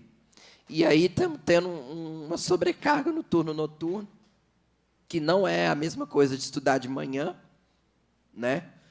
Por conta desses estudantes. E muitos estão abandonando a escola, não estão vendo mais perspectiva. E aí nós que temos que ficar fazendo esse trabalho do Estado de tentar dar perspectiva para os estudantes, né? Vou finalizar, Bia. Sim, estou finalizando.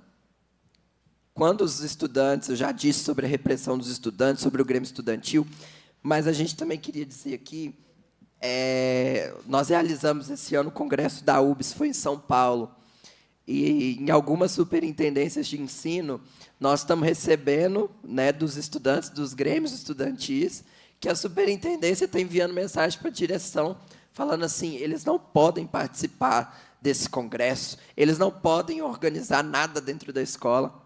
E isso para as direções da escola, gente. Vocês apresentar aqui que vocês apoiam Grêmio? Por favor, de verdade mesmo. A gente não consegue entrar nem dentro da escola. E tem lei, tá? Tem lei que permite a nossa entrada e o Estado não autoriza a nossa entrada. A gente vai conversar com a gestão escolar fala assim, a superintendência não deixa vocês entrarem, vocês precisam ir na superintendência. Nós vamos na superintendência, a superintendência fala que não é ela. E aí, é com quem, então? Com o Papa? Não é. Então, assim, lei 12.084, de 96, autonomia dos estudantes, autonomia das entidades estudantis, que não é respeitada pela Secretaria de Educação, pelo governo estadual. E, para finalizar mesmo, a Clarice e a Denise já falaram sobre a conferência, né, que está sendo aí, vamos dizer, vou usar a palavra implodida, né? Estão tentando implodir a conferência, a Annalise, tadinha. Coitada, nem preciso falar, não. Mas também queria falar sobre um processo que teve ano passado na Escola Estadual Pedro II, que simplesmente avisaram que ia fechar a escola para eu esqueci o nome, uma exposição dentro da escola, Modernos e Eternos, né? Modernos e Eternos, uma exposição dentro da escola. E depois queria ter uma reforma, isso sem conversar com a comunidade escolar, gente. Olha para vocês verem, vai tirar todos os estudantes de dentro da escola para ter uma exposição e depois uma reforma, sem conversar com a comunidade escolar. E aí o governo foi lá e tirou a reforma. Ia ter só a exposição e depois a gente não ia saber o que ia acontecer com os estudantes da escola. Desculpa. É essa escuta que vocês estão fazendo de gestão democrática? Aí a gente fez uma pressão, o governo voltou com a reforma. Mas aí agora, uma denúncia também aqui, os estudantes estão no DER, gente, no calor de 40 graus, porque o ar-condicionado não está funcionando no DER. E o Estado está 2 semanas sem fazer nenhum tipo de acordo para consertar o ar-condicionado. Então, não venham falar de gestão democrática aqui e, da próxima vez, cumpram um plano estadual de educação. Muito obrigado. Obrigada, Leonardo. Desejo melhores para a sua voz, como eu desejo para a minha. Mas vamos seguir firme. Com voz ou sem voz, a gente segue firme. Eu passo a palavra agora à nossa promotora, que é coordenadora das Promotorias de Justiça e de Defesa da Educação do Ministério Público de Minas Gerais, promotora Gisele Ribeiro de Oliveira. Agradeço muito a presença. Promotora, a palavra é sua. Boa tarde a todos. Agradeço mais uma vez o convite à deputada Beatriz para participar dessa... Não, acho que está, eu falo baixinho. Agradeço o convite de estar aqui mais uma vez. E, na sua pessoa, cumprimento a todos aqui presentes e o pessoal que veio prestigiar aqui e participar dessa Assembleia. Sobre a meta 17, eu posso dizer que, como toda participação que eu tenho feito, eu tenho buscado trazer os principais casos que são levados ao Ministério Público. Então, são sempre premissas que eu trago aqui. A primeira é parabenizar cada um dos servidores da Secretaria de Estado de Educação, porque todo o avanço que possa ter acontecido se deve ao esforço pessoal de cada um de vocês. Agora, na data de hoje, eu confesso que essa audiência me trouxe mais preocupação do que alegria.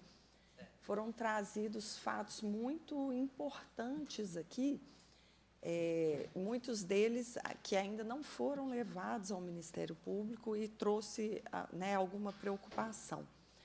Bom, quanto ao que normalmente chega ao Ministério Público, então, eu trouxe aqui o levantamento dos casos que a gente tem de questionamento sobre a meta 17 e gestão democrática. o que normalmente nós temos recebido é essa questão de decisões administrativas, que muitas vezes intencionadas pela eficiência, e a eficiência é um princípio da administração pública e é um princípio que tem que ser cumprido, isso, né, não há dúvida, mas que muitas vezes, intencionadas pela eficiência, não respeitam o princípio da gestão democrática. E isso traz um desgaste de gestão. Então, em muitos desses casos, o que nós verificamos é que o princípio da eficiência, ele tem prescindido, inclusive, do respeito ao princípio da decisão informada pela comunidade, Muitas vezes, aquela é a melhor decisão mesmo. Mas, muitas vezes, poderia haver uma outra decisão que atenderia os anseios da comunidade e essa escuta ativa poderia resolver esse embate que gera um desgaste de administração. Então, este é o principal motivo de muitos casos que são levados ao Ministério Público, né, uma dificuldade de diálogo mesmo. Bom, sobre os dados a respeito da escolha de diretores, esses são dados muito importantes, porque eles impactam na questão do financiamento da educação, como foi bem trazido aqui pelo Conselho Estadual da Educação. E, por isso, o Ministério Público fica preocupado com essa redução, né, que foi mostrada, a estatística foi trazido aqui, que, na verdade, a gente não tem 97,43% de diretores escolhidos com base em mérito mais desempenho, mas, sim, apenas 90,6%. Isso é preocupante porque o não respeito a este princípio vai impactar e trazer menos recursos, menos repasses de recursos da União para o Estado. E eu acho que recursos nunca são desnecessários, né? Essa não é tão complexo assim implementar esse princípio da gestão democrática através da escolha dos diretores, e é importante que não haja essa redução estatística. Me preocupa um pouco aqui sobre a formação desses gestores. E a fala do diretor da escola estadual, né, me fez pensar que talvez tenha que existir uma gestão democrática de conteúdos para esse curso. Além daquilo que é idealizado por um gestor, e aí eu não vou discutir a importância disso, né, eu até concordo com isso, mas a gente precisa saber o que os diretores querem aprender, né? Qual que é a necessidade que eles têm ali no dia a dia, na lida, talvez falte isso para ter uma aproximação nessa formação.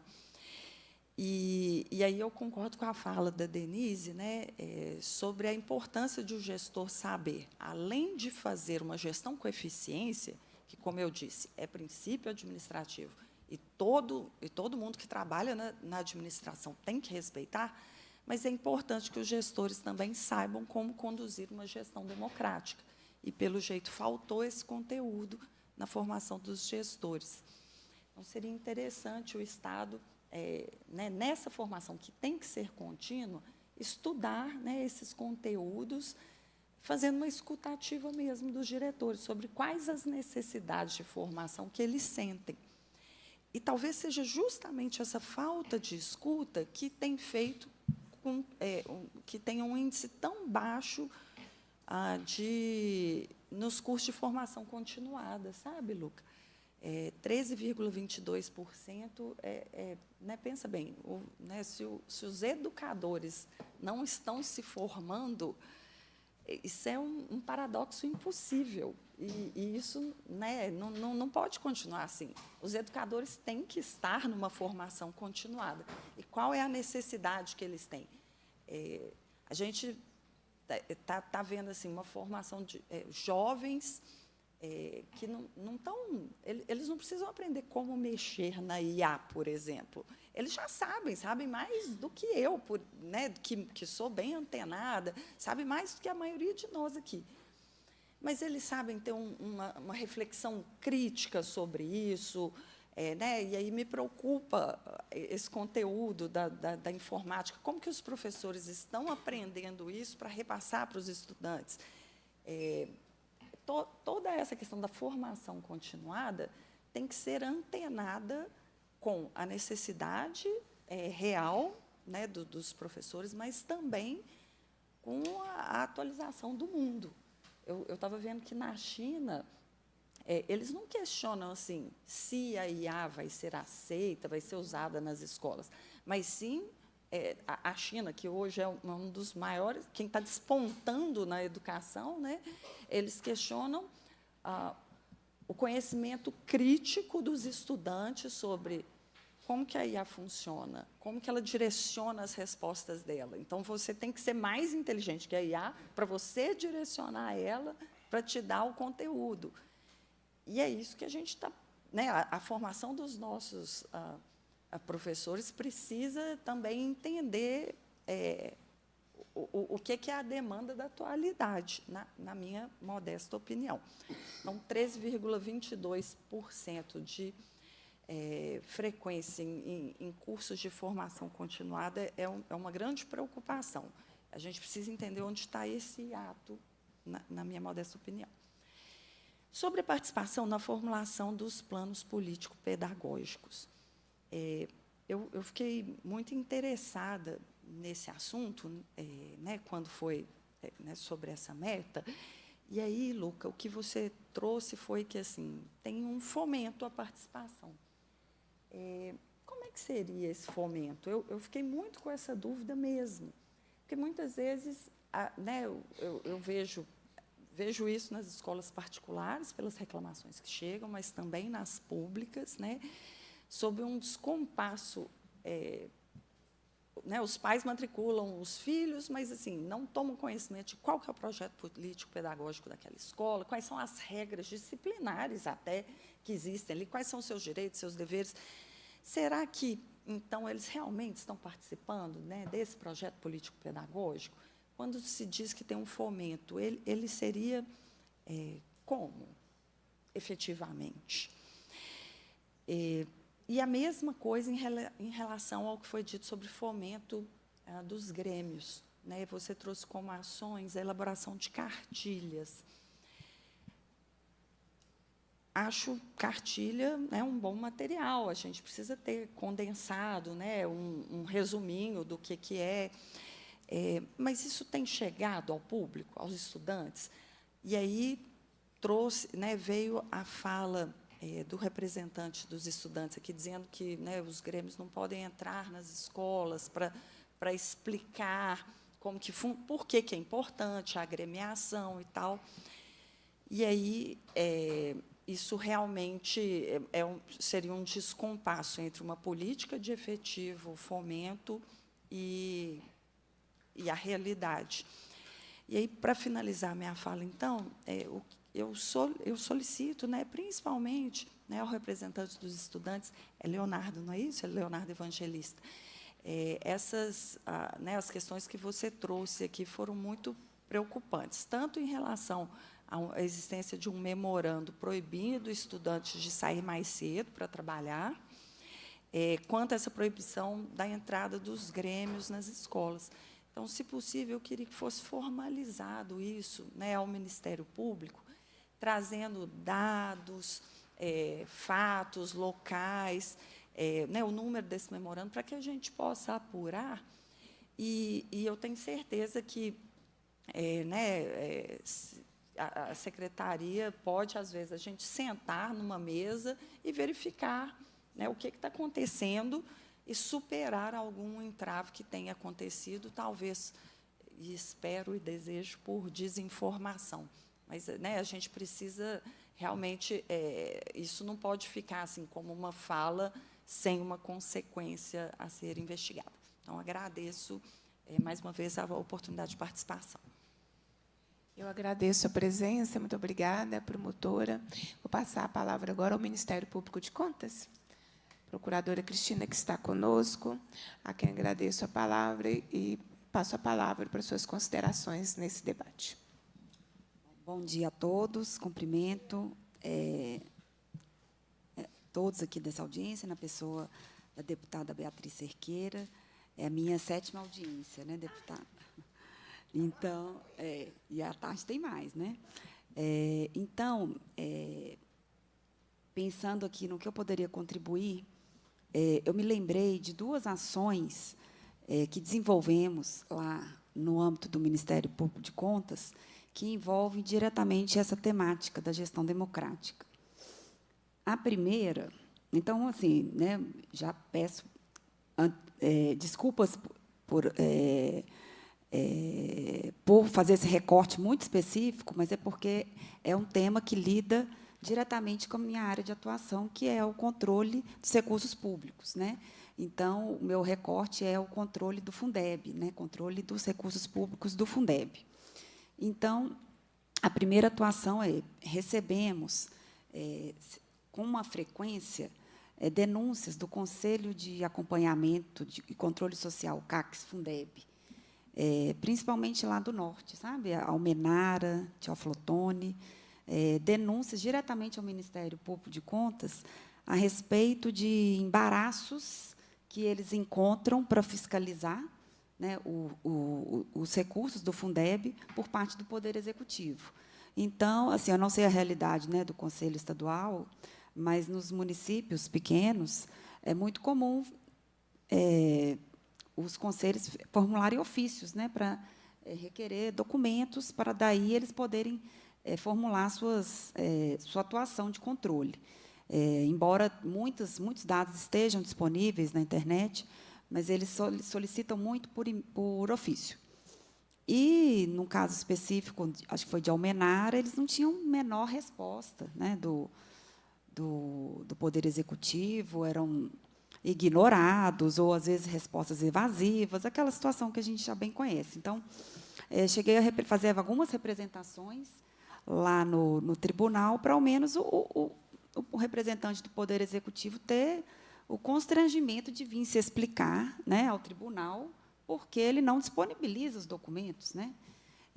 Algumas geraram até aplicação de multa, mas o objetivo era que fosse alcançado, né, o objetivo desses conselhos, que é promover uma fiscalização e é um controle social muito importante, porque eles estão dentro das estruturas escolares. Então, às vezes, eles têm olhos que o tribunal, o Ministério Público de Contas, não tem, porque eles estão dentro, né? A gente até costuma falar, eles são os olhos dos tribunais, dos ministérios públicos, porque, por exemplo, tem... não, isso eu vou falar aqui no segundo ponto. Então, né, a primeira atuação foram essas representações, frutos, né, dessas denúncias que são recebidas. E o segundo, uma coisa que estava me incomodando muito é que o tribunal analisa as contas de todos os municípios do Estado anualmente, são as prestações de contas de governo. E, nessa prestação de contas, ele analisa se o Estado gastou 25% com ações de manutenção e desenvolvimento do ensino, e fiscaliza também se houve cumprimento daqueles percentuais do Fundeb, né, 70%, 30%. E todas essas prestações de contas são instruídas com um parecer do Conselho de Acompanhamento do Fundeb. Todas. Elas, é uma norma, né, do tribunal que todas as prestações sejam acompanhadas desses pareceres. E a gente, né, abria os pareceres e a gente não estava encontrando muitas informações, poucos muito bons, mas a maioria não tocava em assuntos muito relevantes para auxiliar o Tribunal de Contas a fazer aquele controle. Então, em 2020 ou 2021, eu coordenei uma pesquisa na Escola de Contas. Até a Escola de Contas ela tem promovido, né, cursos de capacitação dos conselheiros. Então, abriu essa oportunidade desse grupo de pesquisa. A gente pesquisou todos os pareceres, 853 pareceres, no ano de 2019, foi o recorte que a gente fez, e verificamos, assim, a ausência de muitas informações que seriam essenciais. Por exemplo, eu aqui até separei duas questões aqui. Por exemplo, o Conselho verificou, ao menos por amostragem, se os servidores remunerados com a verba do Fundeb se enquadram no conceito legal de profissional do magistério. Só 7% dos pareceres mencionavam esse desvio. Esse é o tipo de desvio que o tribunal nunca vai saber, porque o tribunal analisa números. Então, ele fica dependente do que o gestor coloca no SICOM. Então, se ele está falando que ele tem 100 servidores, ele está remunerando com a verba do Fundeb, que esses 100 servidores exercem efetivamente o magistério, o tribunal não vai conseguir ver se existe algum desvio de função. Então, a gente sabe, por denúncias, que servidores trabalham no gabinete do prefeito e estão sendo remunerados pela verba do Fundeb. Né? Quem que vai poder levar isso para o tribunal, para o Ministério Público? Né? São os conselhos, né? Porque eles estão dentro daquela estrutura, é muito mais fácil para eles.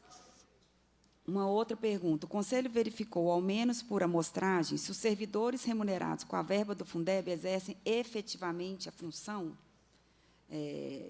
Também na mesma linha, né? Se está ocorrendo, né, desvio de função. Outra questão também, se os servidores aposentados estão recebendo pela verba do Fundeb. Né? Hoje, a Constituição proíbe, até depois da emenda do Fundeb, do novo Fundeb. Mas é muito comum, era muito comum, pelo menos, né, os servidores aposentados receberem pela verba do Fundeb.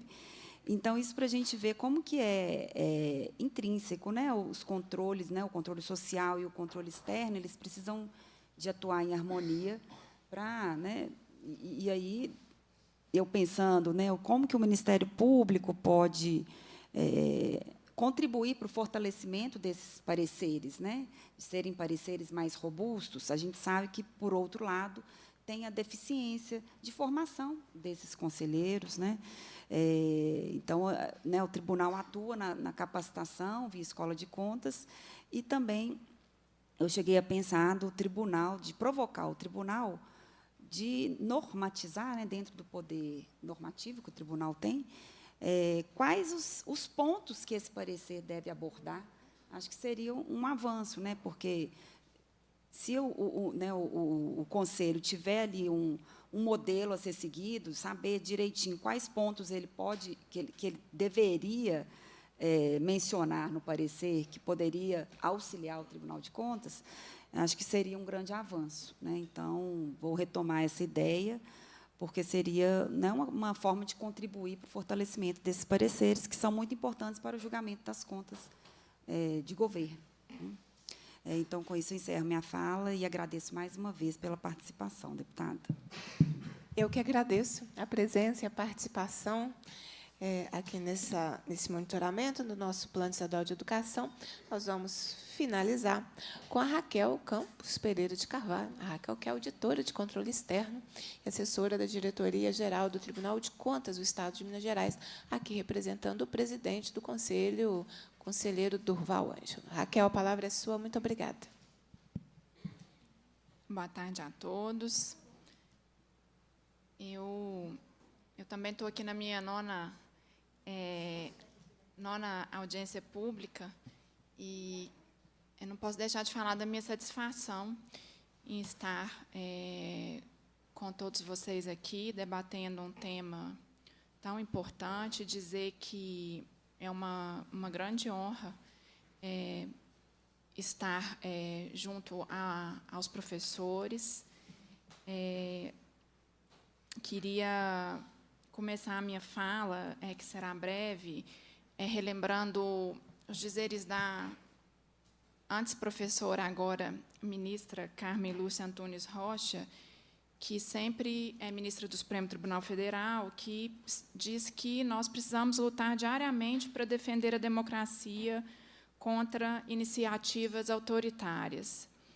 E hoje, de uma maneira muito especial, nós estamos aqui debatendo isso. Eu vou aproveitar, quebrar o protocolo aqui, deputada, dedicar minha fala do dia de hoje ao meu filho, Gabriel, que está com 13 anos e está pesquisando, desenvolvendo um trabalho de pesquisa sobre como o esquecimento da população a respeito da ditadura enfraquece a nossa democracia.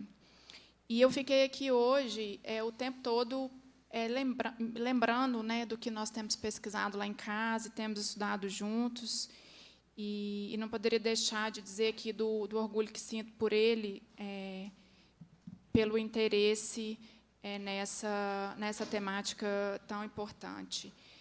O esquecimento da ditadura e as ações de cunho autoritário, ainda que exercidas de modo velado, né, impedindo iniciativas que cumpram a lei, a Constituição, no que se refere à instituição de organismos de gestão democrática, de participação, os conselhos, os grêmios, as reuniões dos fóruns. Todo esse tipo de ação, a meu ver, faz parte de uma escolha política, de um projeto político que antecede essas ações. Por isso, eu digo que a gente precisa abstrair essa temática dessa especificidade, né? Ou seja, estamos aqui falando hoje da necessidade de instituirmos e fortalecermos os mecanismos de gestão democrática na educação, mas eu acho que o período ele é bastante sombrio e é necessário que a gente faça essa reflexão de como nós precisamos, enquanto cidadãos e enquanto representantes, né, cada um de nós, nos nossos lugares de fala, o que nós podemos fazer e o que nós devemos fazer para proteger o que não foi escolha minha, e sim da Constituição. Gostei muito da fala do professor Kelson e fico muito satisfeita de ouvir um diretor de uma escola pública com tanta lucidez, com tanta consistência, e saio daqui muito satisfeita de saber que temos pessoas nos representando nessas esferas. Também me sinto muitíssimo representada pelas falas do professor Tiago e da professora Ana Maria. Isso estou dizendo dos que eu estou conhecendo agora, do nosso vice-presidente do Fórum e presidente do Conselho, porque os demais já são aqui meus parceiros de monitoramento. Eu gostaria de dizer aqui o quanto é importante que nós, e aí me dirijo, né, aos meus colegas da Secretaria de Estado de Educação, se houvesse uma maneira de nós conseguirmos ainda hoje um posicionamento da Secretaria de Estado de Educação, quem sabe vocês não conseguem trazer para a gente à tarde, dizendo que essa questão da indicação da secretária ou do secretário executivo do FEPENG esteja resolvida, porque nós estamos à beira da realização da etapa territorial. Há pouco aqui eu mandei, quando escutei, né, a fala da professora Ana Maria, mandei uma mensagem para a secretária de Educação do município de Belo Horizonte e falei, eu estou numa audiência aqui e eles estão dizendo que a secretaria não está apoiando, eu não consigo acreditar que isso possa estar ocorrendo, e eu prefiro acreditar que a gente tenha tido aí um atraso em função da burocracia, porque não é possível que uma instituição de Estado esteja se omitindo para a efetivação desse tão importante direito, da instrumentalização do princípio da gestão democrática. E, com isso, considerando o adiantar da hora, eu vou ficar com esse ponto, pedir de vocês que vocês possam sair daqui e fazer um telefonema para o secretário e dizer que eu estou fazendo aqui esse apelo para que nós possamos ter a secretária, porque eu acho que a secretária ela vai ajudar nessa coisa da governança e dissolvendo os gargalos, porque a gente não pode ficar lutando a todo tempo com fatos que são de fácil solução. Eu não acredito que esse problema tenha algum tipo de complexidade. Alguns problemas que nós temos têm uma complexidade que justifica uma razoável demora. Nós já fizemos audiência pública, nós já gastamos horas de trabalho para debater essa temática, isso está custando caro ao interesse público primário e, por que não dizer, o secundário também, porque isso aí está saindo na folha de pagamento. Eu sou servidora pública, eu recebo, o meu salário vem dos recursos públicos, e eu estou assim, extremamente incomodada. Agradeço a oportunidade e até à tarde. Bem, gente, nós finalizamos as escutas, debate do período da manhã. Eu havia comentado, eu não falei o microfone, mas eu havia falado aqui com o Luca, que a nossa dinâmica não é uma dinâmica perguntas e respostas, porque, senão, inclusive, foge do escopo do que é um processo de fiscalização. Então, a gente escuta o governo do Estado no início, que apresenta todas as informações que o julga pertinente, né? Dentro desse processo de monitoramento. Na sequência, nós escutamos a sociedade civil e todas aquelas instituições que fazem o processo de fiscalização. Porque, se nós fizéssemos uma dinâmica de pergunta e resposta, diminuiria esse lugar da fiscalização, né, como se fosse algo a ser esclarecido ou a ser respondido. Então, eu compartilhei com ele essa dinâmica que já é das outras audiências, né?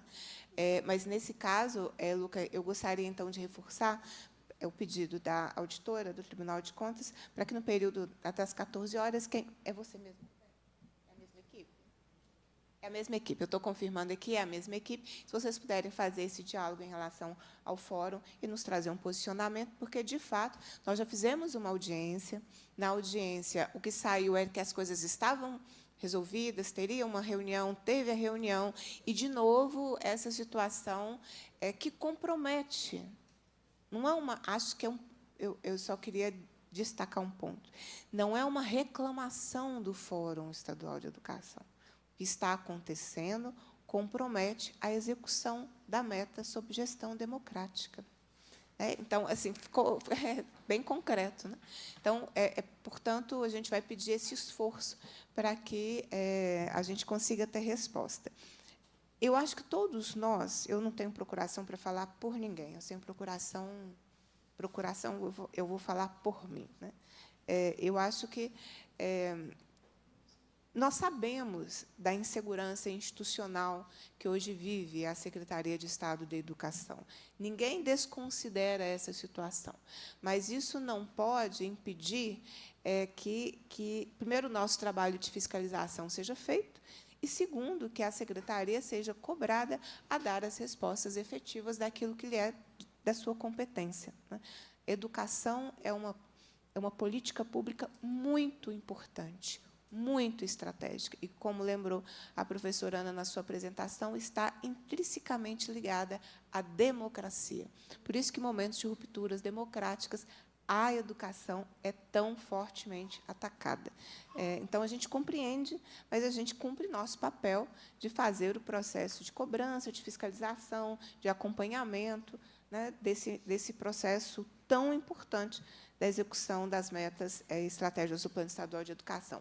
Finalizamos o período da manhã, que alegria, porque conseguimos cumprir toda a agenda no período da manhã, todo mundo com disciplina, e eu acho, essa semana eu fui entrevistada por um programa fantástico, não é o Fantástico, chama Mundo Político, da TV Assembleia. E lá eu falei assim, olha, dá um trabalho, mas essa diversidade que é própria da democracia e o saldo de ter um panorama de avaliação de uma política pública feita de forma tão dedicada, né?